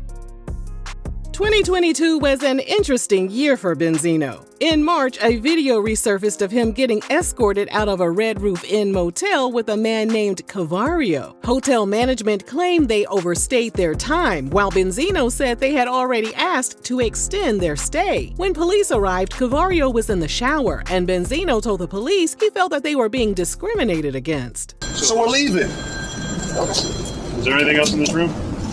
Somebody else in the shower. You want to go talk to him? This wouldn't be happening at all if we was a white couple, John and Bill, John and Bill Summerfield, this would not be happening. To many, it seemed obvious what was going down. However, Benzino later appeared on Vlad TV and said Cavario was one of his dearest friends and he worked with him at the Source magazine. He also said that sleeping in the room with another man was no big deal because when he was on the road, he used to sleep with 4 men in the room. He insisted that he wasn't a part of the LGBTQ community. But then, 2 months later, Althea posted a screenshot of a text message in Benzino's phone from a trans woman named Shauna Brooks. In response, Benzino said during an interview with Quiet Room YouTube channel that he and Shauna appeared in a movie 3 years earlier, but didn't have any scenes together and had never met in person. He claimed somebody gave Shauna his number, and she called him about future castings. Benzino said things between them ended there, and he felt like Althea was just trying to start some mess. Well, Shauna took to social media and posted private conversations with Benzino that were captured by online personality Ken Barbie. Because see, in this world, you ain't doing nothing wrong. It would be wrong if I did. Can't you get that through your head? You're not looking bad, Shauna. I'm looking wrong because what the are you doing trying to fuck with a transgender?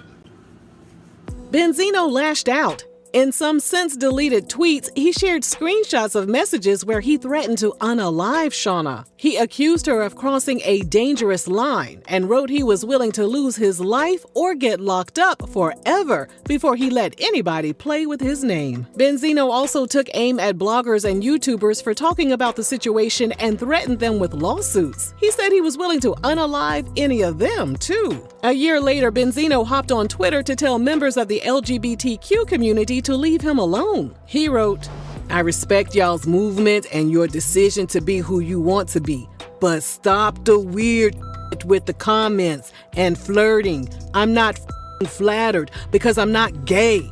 Respect that as I respect who you are." First of all, Benzino, ain't nobody checking for no Ninja Turtle last time I checked. Ain't nobody checking for your ass. Sit down. Online users brought up the incident at the Red Roof Inn as well as his alleged incident with Shauna. Many people begged Benzino to live his truth, while one online user simply responded, "This hit dog is hollering." They'll holler every time. With all the controversy surrounding Benzino during his time in the industry, we're sure this won't be the last time he'll make headlines. That brings us to the end of today's video, and we have one little question for you.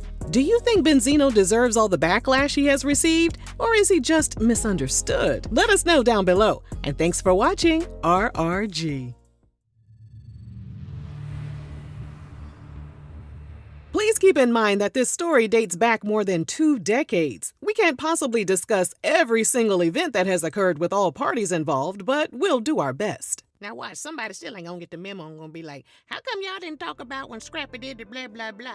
To get started, we have to take you back to 2002 when Scrappy started dating Erica Dixon. They welcomed their daughter Imani in 2005, but their relationship wouldn't last. While navigating the early stages of his career, he met Diamond of the rap group Crime Mob. Although many people suspect that they started dating in 2005, they didn't go public with their relationship until 2008. Diamond even told Carlos King that they got engaged at one point. Sometime around 2010, Scrappy was in an Atlanta nightclub when he met Bambi Benson. Bambi told Carlos King that Scrappy tried to shoot his shot, and they eventually exchanged numbers. She also confirmed that she knew Scrappy was dating Diamond at the time, so she told him to call her when he was single. Eventually, Scrappy hit her up and told her he had dumped Diamond. Bambi told Carlos King that she ended up at Scrappy's house and later found out that Diamond was still living there. This ninja. Diamond and Scrappy didn't break up until 2011. Rumors circulated that Scrappy's infidelity played a role in the breakup, but Diamond claimed their split was due to conflicting schedules. It wasn't until years later during an interview with The Breakfast Club that Diamond accused Scrappy of being mentally and physically abusive during their relationship. She added, "Yeah, he got some issues, some demons. He needs some help. I think we're better off as friends." Scrappy and his mom, Mama D, denied those allegations during a chat with TMZ. Mama D also went on the defensive by accusing Diamond of having a funky poo nanny. The cheating she was doing, it got back to me that the guy was finna do it, but when she smelled so bad before he went in, he didn't want it.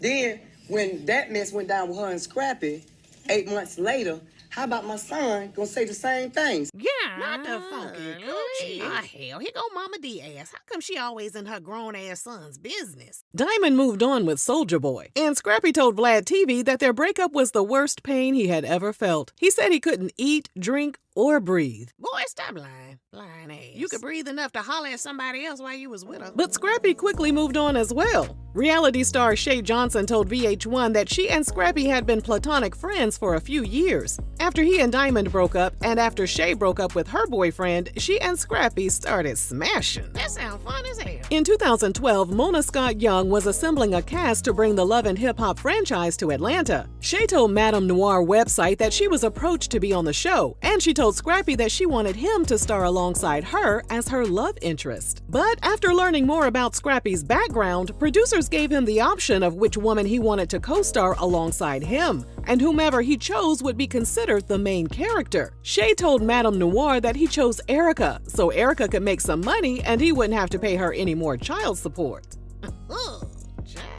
Messy.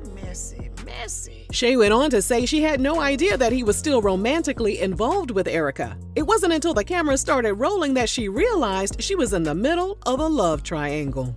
We was trying to go somewhere, you feel me? But I feel like if I'm not in it like that, I shouldn't keep lagging you on or And you told hurting me your the same feelings. thing about her. You Yeah. then go ahead and give her a chance, and then you know the things that's in my name need to be in her name. Okay. Listen. Shay later admitted she put a whole damn house and some bills in her name for Scrappy. She goofy as hell. Like this ninja being broke. Scrappy and Erica got engaged during the reunion episode. If it don't work, it's cool. But is you gonna marry her? Years later, during a recap of the season, Shay told producers that Scrappy only proposed for the cameras and that he didn't even purchase the engagement ring himself. She also stated she slept with Scrappy before and after he proposed to Erica. With her goofy self. Just nasty as hell. I guess ain't none of y'all worried about STDs, huh? Oh, okay. Just too busy trying to prove a damn point. Why y'all passing this broke-ass nigga around? Little did the ladies know there was another person lurking in the background. It was Bambi, of course. Bambi told Carlos King that Scrappy kept in touch with her during the first season of Love and Hip Hop. Even though Scrappy intended to marry Erica, he still had Diamond's name in his mouth. He made it clear on several occasions that their breakup wasn't on good terms, and he even went on camera to talk about how dirty Diamond did him when she left him for Soulja Boy. He has attempted to take credit for her solo success by stating he was the one that landed her a feature on Ludacris's My Chick Bad remix.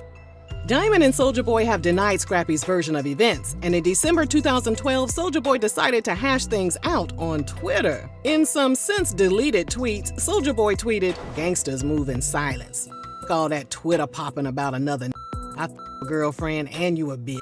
Soulja Boy, what in the crank that Soulja Boy is going on here? Of course, Scrappy clapped back and promised to Soulja Boy up on sight. As Twitter users watched the online feud unfold in real time, people tweeted Erica and asked if she was embarrassed that her man was arguing over his ex. Erica said, "That's mine, and I'ma stick beside him." Their engagement was short-lived, and they broke up in 2013. That same year, Bambi got upgraded to his main chick. But when Scrappy went to rehab, he saw the episode of Love and Hip Hop where Bambi was in a jacuzzi getting tongued down by Benzino. Was Bambi really feeling Scrappy, or did she have ulterior motives? YouTuber Tasha K stated that after making appearances on Basketball Wives, Bambi was looking to secure a spot on Love and Hip Hop Atlanta, but no one wanted to give her a shot. Tasha went on to say that Bambi and a friend came up with a plan to get on the show by having the friend sleep with Kirk Frost, despite Kirk being married and having a baby on the way with his wife, Rashida. Tasha added that Bambi saw a sucker in Benzino and used him to get on the show before moving on with Scrappy, since she already had a connection with him. From there, Bambi integrated herself into Scrappy's storyline and made her first appearance as Scrappy's girlfriend in Season 3 of Love and Hip Hop Atlanta. When viewers accused their relationship of being fake, Bambi told Madame Noir that it was 100% real. She explained that she and Scrappy had been friends for years, and when he became single, he cut off all the other women in his life to be with her. Scrappy appeared to be going all in with Bambi as well. The Jasmine brand website wanted to know what made Bambi so different from the other women he had in his life. Scrappy said that Bambi taught him things he never knew. She was teaching him new words and helping him elevate his mind. Say she taught him new words. Okay. As for Bambi, she said she loved how Scrappy was always willing to make adjustments and he always stepped up to correct his mistakes. When Bambi was asked about Diamond's allegations that Scrappy put his hands on her during their relationship, Bambi said, "He's never shown any signs of being physically abusive to a woman. If he's going to be aggressive with somebody, it's going to be me because I'm bigger than him and I'm going to be all in his face." I mean, you looking for a fight? What the hell? They got engaged, but by 2014, the engagement was off. As fans tried to determine what the hell was going on with their relationship, Scrappy's mom alleged that Erica and Scrappy were still romantically involved. God, they just swapping spit all over the place. Erica shut down those rumors by telling Bossip's podcast that they weren't together and that Scrappy owed her $45,000 in child support. She also revealed that she had obtained a restraining order against him due to his past behavior. In January 2014, Scrappy celebrated his birthday at King of Diamonds Gentlemen's Club in Miami. A week later, Shay posted pictures of herself in attendance at the party. How come these bitches can't leave this man alone? I mean, what? Is he home? Bambi was hotter than fish grease. She hopped online to call Shay a basic side chick. She also announced on Instagram that she was done with Scrappy for good and alluded to having another man in her life. When season 3 premiered in May 2014, Erica Pinkett was added to the cast. She was inserted into the hot, stankin' mess after Scrappy introduced her to Bambi as his friend. Erica P. told Bossip that Scrappy never mentioned Bambi to her, and he tried to get at her multiple times, but she turned him down. Bambi confronted Scrappy during an episode of Love and Hip Hop, and the conversation quickly turned left when Bambi and Erica P. started throwing bows. Erica P. also had an altercation with Scrappy, and after throwing a drink in his face, the screen went black. Many people assumed Scrappy put his hands on her in retaliation, and the producers edited the footage to protect him. Things got even messier in June 2014 when Erica P. attended an Atlanta nightclub. She was exiting a bathroom when a woman came up from behind, hit her in the face, threw her on the ground, and slashed her arm with a razor blade. Erica P. told the authorities she believed the attack was ordered by Bambi. A woman named Stephanie Nicole Harp was later arrested for aggravated assault with a deadly weapon. And come to find out, Stephanie is Bambi's sister. Yeah. What in the... It's a family affair. Is going on here? Bambi denied putting a hit out on Erica P. and said Erica P. was the aggressor in the altercation. Now, while all that was going on, Shay told VH1 that Scrappy was still blowing her back out too. So you just like being a messy side chick? That's what you're trying to say? Yes, can I get an order of self-esteem for my friend over here? Thank you. As Scrappy dealt with child support, co-parenting, and custody issues with Erica, he and Bambi broke up during season 5 of Love and Hip Hop. He had a flirty relationship with newcomer Betty Idol, and Mama D encouraged him to see if there were any sparks. Sit your ass down and mind your business, Mama D. Betty denied that they were intimate, but that didn't stop Bambi and Betty from going head-to-head, with Bambi claiming Betty threw shade at her over the course of the season because of Scrappy. So you're probably noticing a common theme. Scrappy is known to keep multiple women around, and he pits them against each other to cause a circle of drama and toxicity. The women know Scrappy has multiple women in his life, but they remain willing participants in this tomfoolery. Well, we know it ain't about the money since he putting everything in Shay name, so, what that mouth do? Is the Prince of the South packing? He gotta be. Scrappy later proposed to Bambi at the end of the season, and she said yes. They ended up breaking up again, and Bambi quit the show in 2017. They shocked their fans by tying the knot in a private ceremony in Las Vegas in September 2017. They welcomed a son in 2018, and by 2019, Scrappy and Erica were having co-parenting issues. Erica went on to welcome twins with another man in May 2019. Bambi and Scrappy welcomed a daughter in 2020, and another baby girl followed in 2021, making Scrappy a father of 4. All right. Oh my God. Let me see. Oh, yeah. Oh, that's perfect. As for Shay, she gave birth to a baby girl in May 2022. By 2023, Scrappy and Bambi's marriage was over. Mama D spilled the tea by stating Scrappy wasn't happy with Bambi and he was ready to file for divorce. Meanwhile, Bambi had an issue with Mama D supporting some of Scrappy's ex-girlfriends and still being in contact with them. While on Instagram Live, Mama D said Bambi had done something to Scrappy physically that she could never forgive her for. Now what the hell?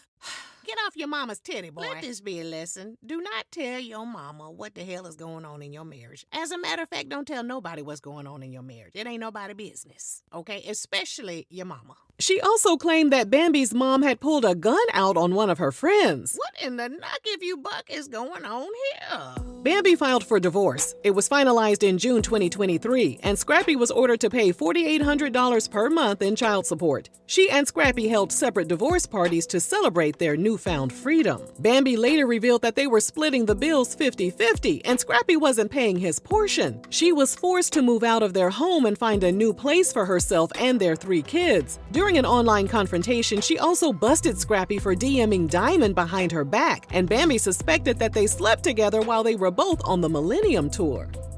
Bambi later told Amanda Seales' podcast that their relationship fell apart due to Scrappy cheating on her with his ex and because they were out of sync with each other. She said, "Our relationship was based on me coddling him in the beginning. I didn't have any problem with none of that stuff. I never did. But when I started having kids, I had to take care of the kids, and I had to take care of myself, and also had to work." Drop that damn mama's boy back off at his mama house here. From there, Scrappy showed up on the red carpet with Diamond in June 2023. Diamond also took pictures of him in her bed. But in February 2024, Diamond got engaged to professional boxer Devin Paulson. And in July of that same year, she showed off her baby bump. With Diamond, Shay, and Bambi ejecting themselves from the Scrappy roller coaster, it appeared that Scrappy was trying to slither his way back to Erica Dixon. By the way y'all like to try to say that women is used up, Scrappy is used and abused like an old towel hung up to dry. He told Baller Alert that his love for Erica wasn't duplicated in his relationship with Bambi. When asked about the current status of his relationship with his ex-wife Bambi, Scrappy said, "I don't have an ex-wife. I never was married. When I do get married, that's going to be the first time I get married." This ninja dumb as hell. Dumb as a sack of rocks. He went on to blame Bambi for the demise of their marriage during an Instagram Live that was captured by Live Bites.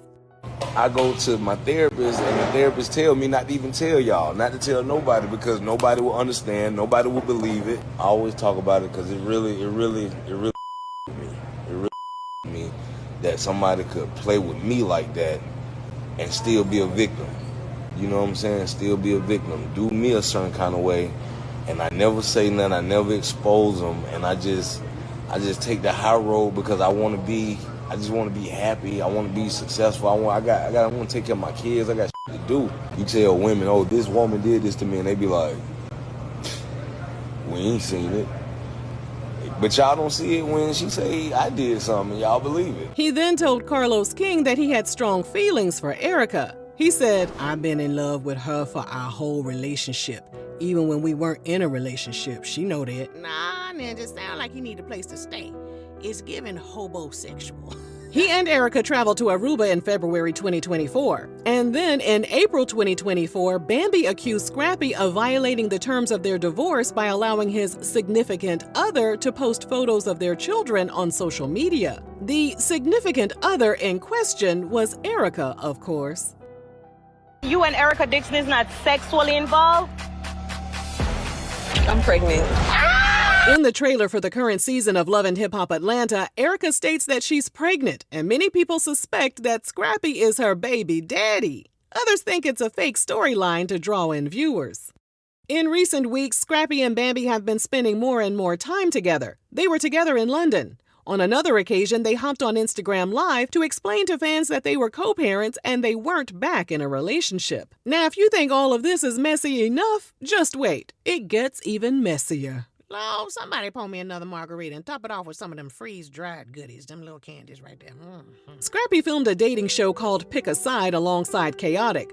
A girl who goes by the name of Nia Ray hopped on TikTok on July 30th, 2024 and claimed Scrappy chose her and they've been developing a relationship. Oh, while Erica might be pregnant with his baby child, you're right, you ain't lying, it gets even messier. Put a finger down if you were on a Now That's TV show and you won the show and you and the guy who you won the show with decided that y'all were gonna see where things went, date, and potentially get serious. Put another finger down if you were at his house one day and decided that you wanted to invite your friend over so we can all get lit. Put another finger down if y'all were vibing, turning up, getting lit, and y'all all mutually decide to have a threesome. And then a month later, after having that threesome that you brought your friend into, she calls and tell you that she's pregnant and by the guy that you're talking to. Put another finger down if now he's gaslighting you into thinking that it's your fault and you're the cause of this, and you need to now handle the situation and talk your friend out of having a baby that he does not want. Fix it, Black Jesus. Now put another finger down if after having a conversation with her, she decides that she's keeping the baby for sure and there's no talking her out of it. Yep, he need to go on and get fixed. Somebody take him to the vet, get him fixed. Just fix it, Jesus. Fix it, fix him, fix all of it. Amen.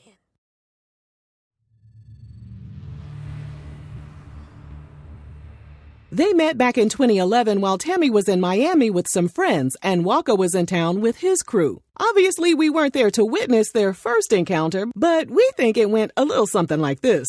Honey, check it. Tell your friends to get with my friends and we can be friends. Yeah, we can do this every weekend, all right? Is that all right with you? Yeah, keep banging. Y'all play too damn much.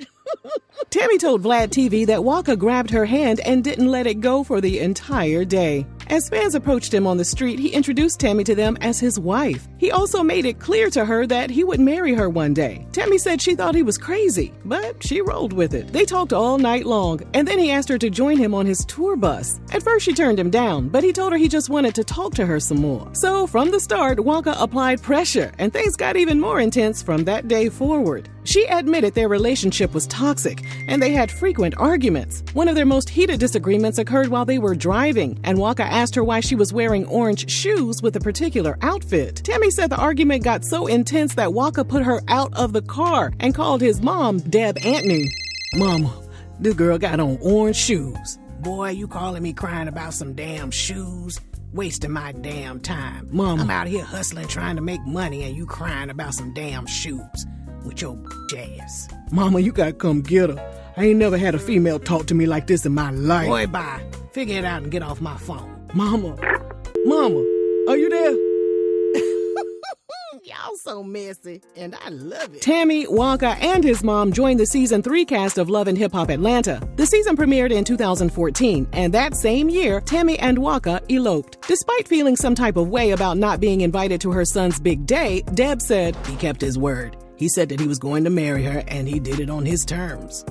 Tammy became a supporting cast member for Season 4 before returning full-time in Season 5. Viewers soon realized there was a lot going on in their relationship after the couple announced they had separated. Lord, here we go. Here we go. And then in June 2016, a woman named Simone Patton claimed she and Walker were romantically involved during his marriage to Tammy.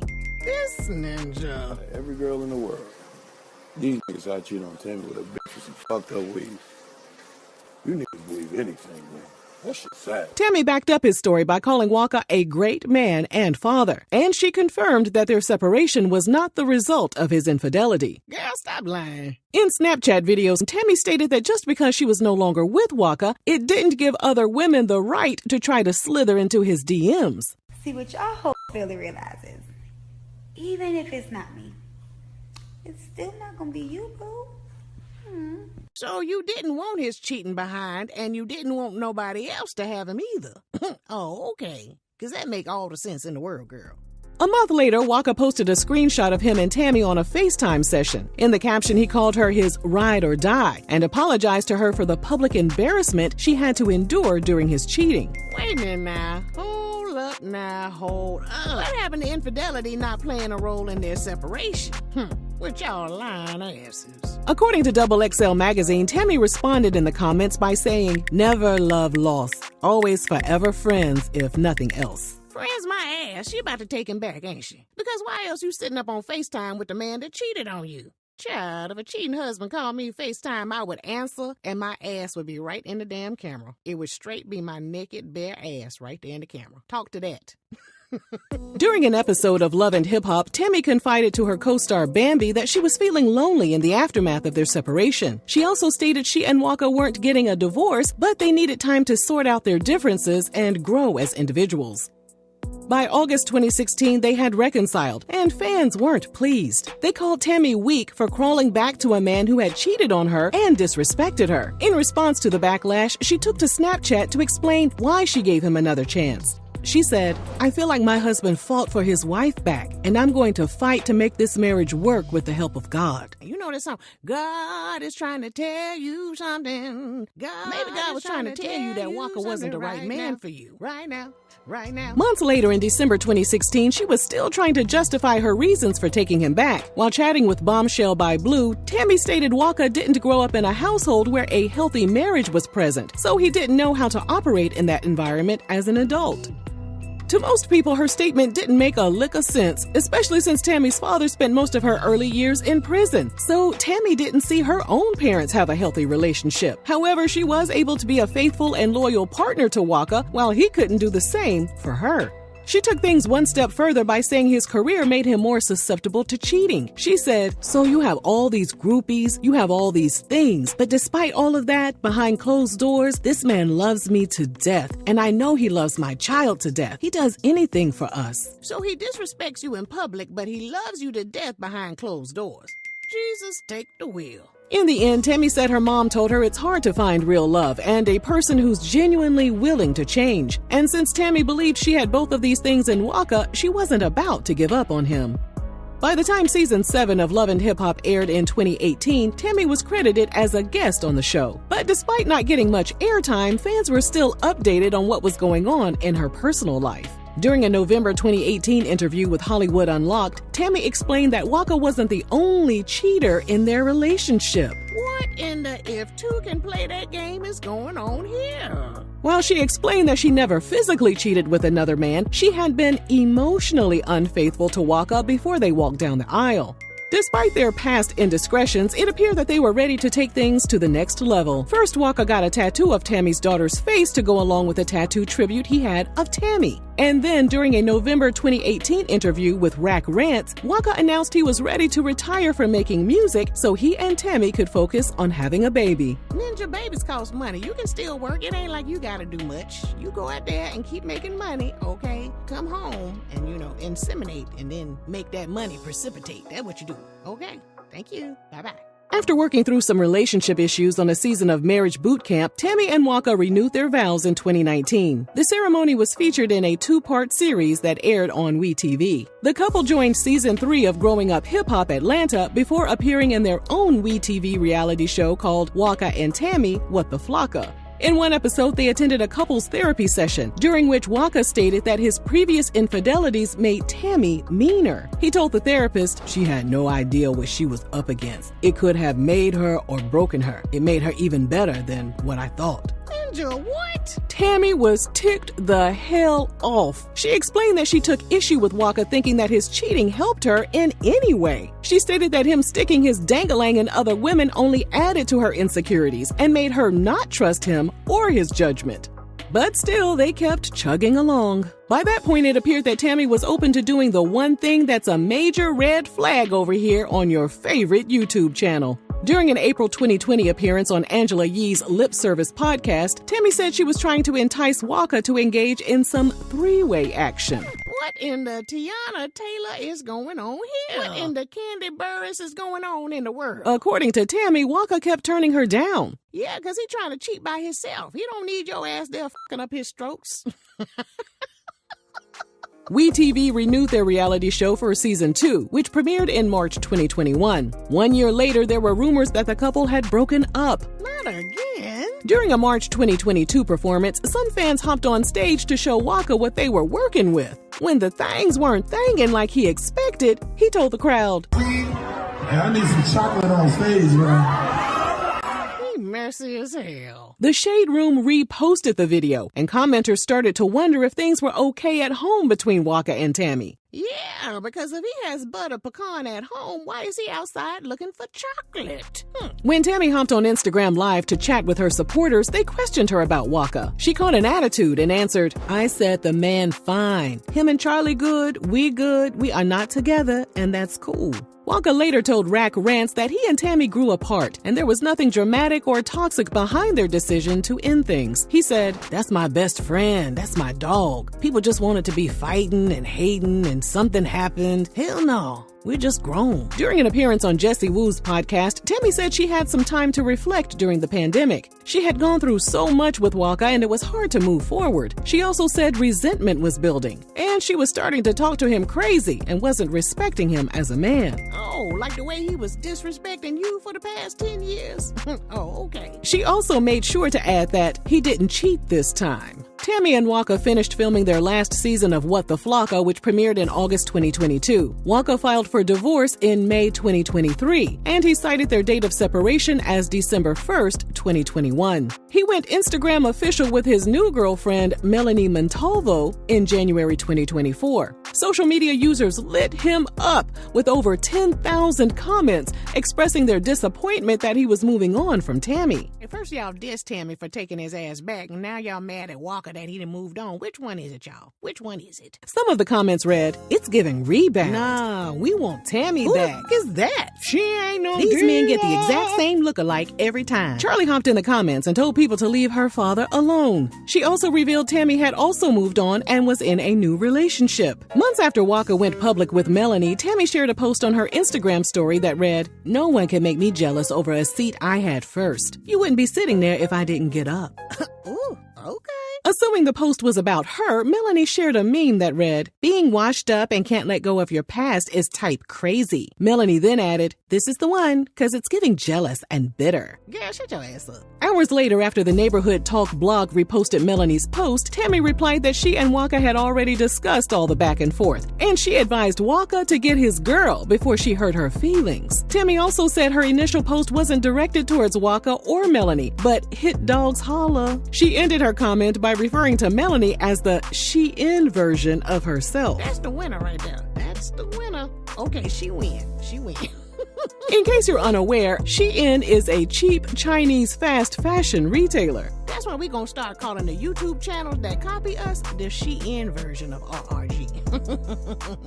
When a commenter replied to Tammy and accused her of being Waka's side chick since Tammy implied that she had spoken to Waka, Tammy responded that they only speak about their daughter Charlie. And since they're still legally married, they have to talk because they have business to take care of. Nah, Tammy, you know those expensive-ass lawyers you paying for? They're supposed to handle all the communication pertaining to the divorce. And your daughter is grown enough to be in grown folk business on Instagram, so she grown enough to have a relationship with Walker that doesn't include your ass. Okay, she ain't no damn minor. Charlie didn't like the way Melanie was coming for her mama, so she shared a photo of Tammy laid up with her mysterious new man, along with a caption that read, "Just leaving this here cause females need to tread lightly for real. Never gave washed up, ever." You better ride for your mama and your daddy, Charlie. That's what I'm talking about. Charlie added that as Waka's child, she has to approve the new woman he's in a relationship with, and that's why she told Melanie to tread lightly.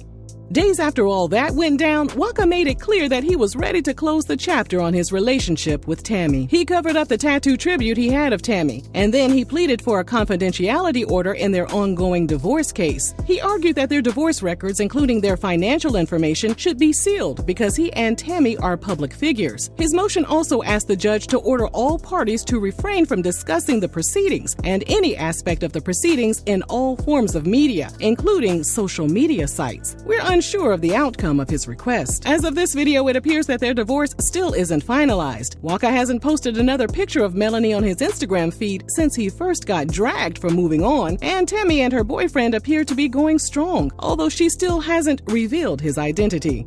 Do you think Tammy and Waka will reconcile like they've done so many times before? Or do they need to leave their toxic romance in the past once and for all?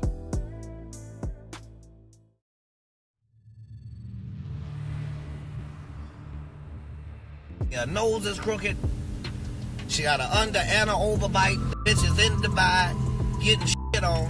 Hazel E is living her best life. She ain't going back and forth with you, bitch. She's living her white life. In one of our previous red flag videos, we mentioned that reality star Hazel E was once in a disastrous relationship with comedian Cat Williams. Many people in the comments section were unaware that these two were even an item, even though their relationship flooded the headlines at the time. So we thought we'd take a trip back down memory lane to explore this hot, stinking mess.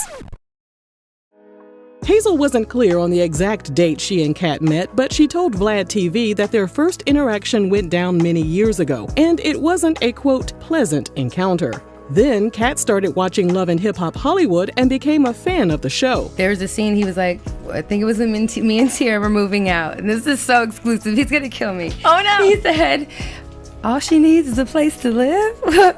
Oh! They exchanged numbers and started talking on the phone. Hazel admitted to Vlad TV that Cat invited her to his suite at a West Hollywood hotel. Once she arrived, he treated her like a queen. They vibed, and she said from that day forward, she never left his side. In December 2014, she confirmed to Sister magazine that they were an item. She said, "It's still new, exciting, and refreshing. I still blush when I see him, and that's every day." Cat was feeling her too. He called Hazel a beautiful person and said she brought a lot of positive energy into his life. They moved in together and she went out on tour with him. Hazel later bragged to TMZ that Cat dropped $100,000 on her the first week they met. Their first 15 months together were blissful. Although she noticed Cat had a reputation for being a hothead, she said she experienced a different side to him behind closed doors. He would wake up every morning and read the Bible. He also wasn't out there in them streets like she thought he would be. Instead, he would work and then head straight back home to hang out with her. If you know him, it's to know him that he's a genius and he's very nice and humble. Apparently, Cat was putting it down so good, she went out and got tatted up and inked his entire name right above her whisker biscuit. In 2015, she found out she was expecting, but sadly, she lost the baby. Hazel told Vlad TV that they handled the loss differently. Cat was too disappointed to be supportive when Hazel needed him to be there for her as a friend. They broke up and reconciled a few times, and by Christmas 2015, Cat was back to showering Hazel with all the love and attention she desired. Hazel even showed TMZ the brand new Porsche he bought her for the holidays. She also bragged to photographers that Cat bought them a new house in the hills. By the start of 2016, Hazel was living her best life after Cat paid for her to get her cheeks and lady lumps inflated. But as for Cat, he was dealing with all sorts of issues. Within a 2-week time period, he was locked up in Gainesville, Georgia for putting his hands on a store clerk. He got into an altercation in Los Angeles with men who were making fun of his height, and 5 women accused him of pointing a weapon at them at an Atlanta hotel. While this was all going down, Hazel was photographed looking cozy with rapper Bobo Norco. Bobo released a statement saying he wasn't trying to steal Cat's girl. He added that he and Hazel were just having an innocent conversation about his new clothing line inside of a Hollywood hotel. But anyway, Cat was eventually put under investigation by a Georgia sheriff's office for allegedly beating his bodyguard with a bat. In March 2016, while Hazel was at his house to gather some of her belongings, the cops raided the place. Hazel E. told TMZ the authorities pointed weapons at her chest as they searched through the home. They later found several weapons and large quantities of MJ. Hazel was detained but was later released. As for Cat, he was locked up on several charges. Hazel hoped the raid would be a wake-up call for the comedian, and she urged him to get help for his inner struggles. She told TMZ that if Cat agreed to receive some kind of treatment, she would consider another reconciliation. But until then, they were officially on a break. While out on bail, Cat addressed Hazel dumping him in an interview with Chicago Takeover. He said, "What y'all saw was one of my players put themselves on the bench, and they're allowed to do that at any point." But perhaps Hazel made the right decision to step away because Cat wasn't done being a menace to society. He was locked up in Atlanta for throwing a salt shaker at a restaurant worker and was filmed roughing up a teenager. After that incident, Hazel took to her Instagram to reveal that Cat was suffering from paranoid bipolar schizophrenia. Although they were spotted out together again in June 2016, Hazel took a huge step to end things by getting her tattoo covered up in 2017. 36-year-old Hazel eventually moved on with 18-year-old Rose Burgundy. Kat hopped on Instagram Live to clown Hazel and her new boy toy. Remember she showed up with that little boy that was like 19? And she had that nigga out there on mother red carpets and shit with a bow tie on. He also claimed he was the one who broke up with Hazel after finding out she didn't believe in God. He proceeded to go in on Hazel's looks by pondering how she could be light-skinned and ugly at the same time. He also addressed all of Hazel's recent trips to Dubai by stating the men over there were using Hazel as a human toilet. In June 2018, trouble came knocking again when federal agents showed up at Hazel's front door. Kat had already been hit with over $4 million in tax liens, but according to TMZ, the feds were investigating some of his other financial dealings, and they wanted to have a little chat with Hazel to see if she would give up any information. Apparently, all the flexing and bragging that Hazel did in regard to the gifts Kat had bought her made its way back to the feds. The agents wanted to know if Kat was hiding money and whether or not she opened any accounts for him under her name. As of this video, the status of the investigation is unknown. After another period of separation, Kat realized he lost a good thing. During an October 2018 Instagram Live, he received a notification that Hazel was in the chat. Knowing he had her full attention, he told her, "Hazel E, please come back. I made a mistake. I won't smoke no more, please. I'll quit. Whatever crack you saw me smoke, that'll be the last time, baby, please." But before Hazel could even think about giving him another chance, he put her right back into some mess. In January 2019, she stepped off a plane and was served with a subpoena. In an Instagram post, Hazel said the case was regarding Kat, and she planned on testifying against him in an undisclosed case. Hazel eventually moved on with Davon Waller. They welcomed a child together before Hazel filed for divorce in December 2022. As for Kat, he racked up a few more charges, but he's been out of trouble for the past few years and has stayed focused on his career. Now that Hazel is one step closer to being legally single, we wouldn't be surprised if these two reconnected again in the near future. If you enjoyed this video, be sure to follow us on TikTok for more content, like daily news updates and mini documentaries. And thanks for watching RRG.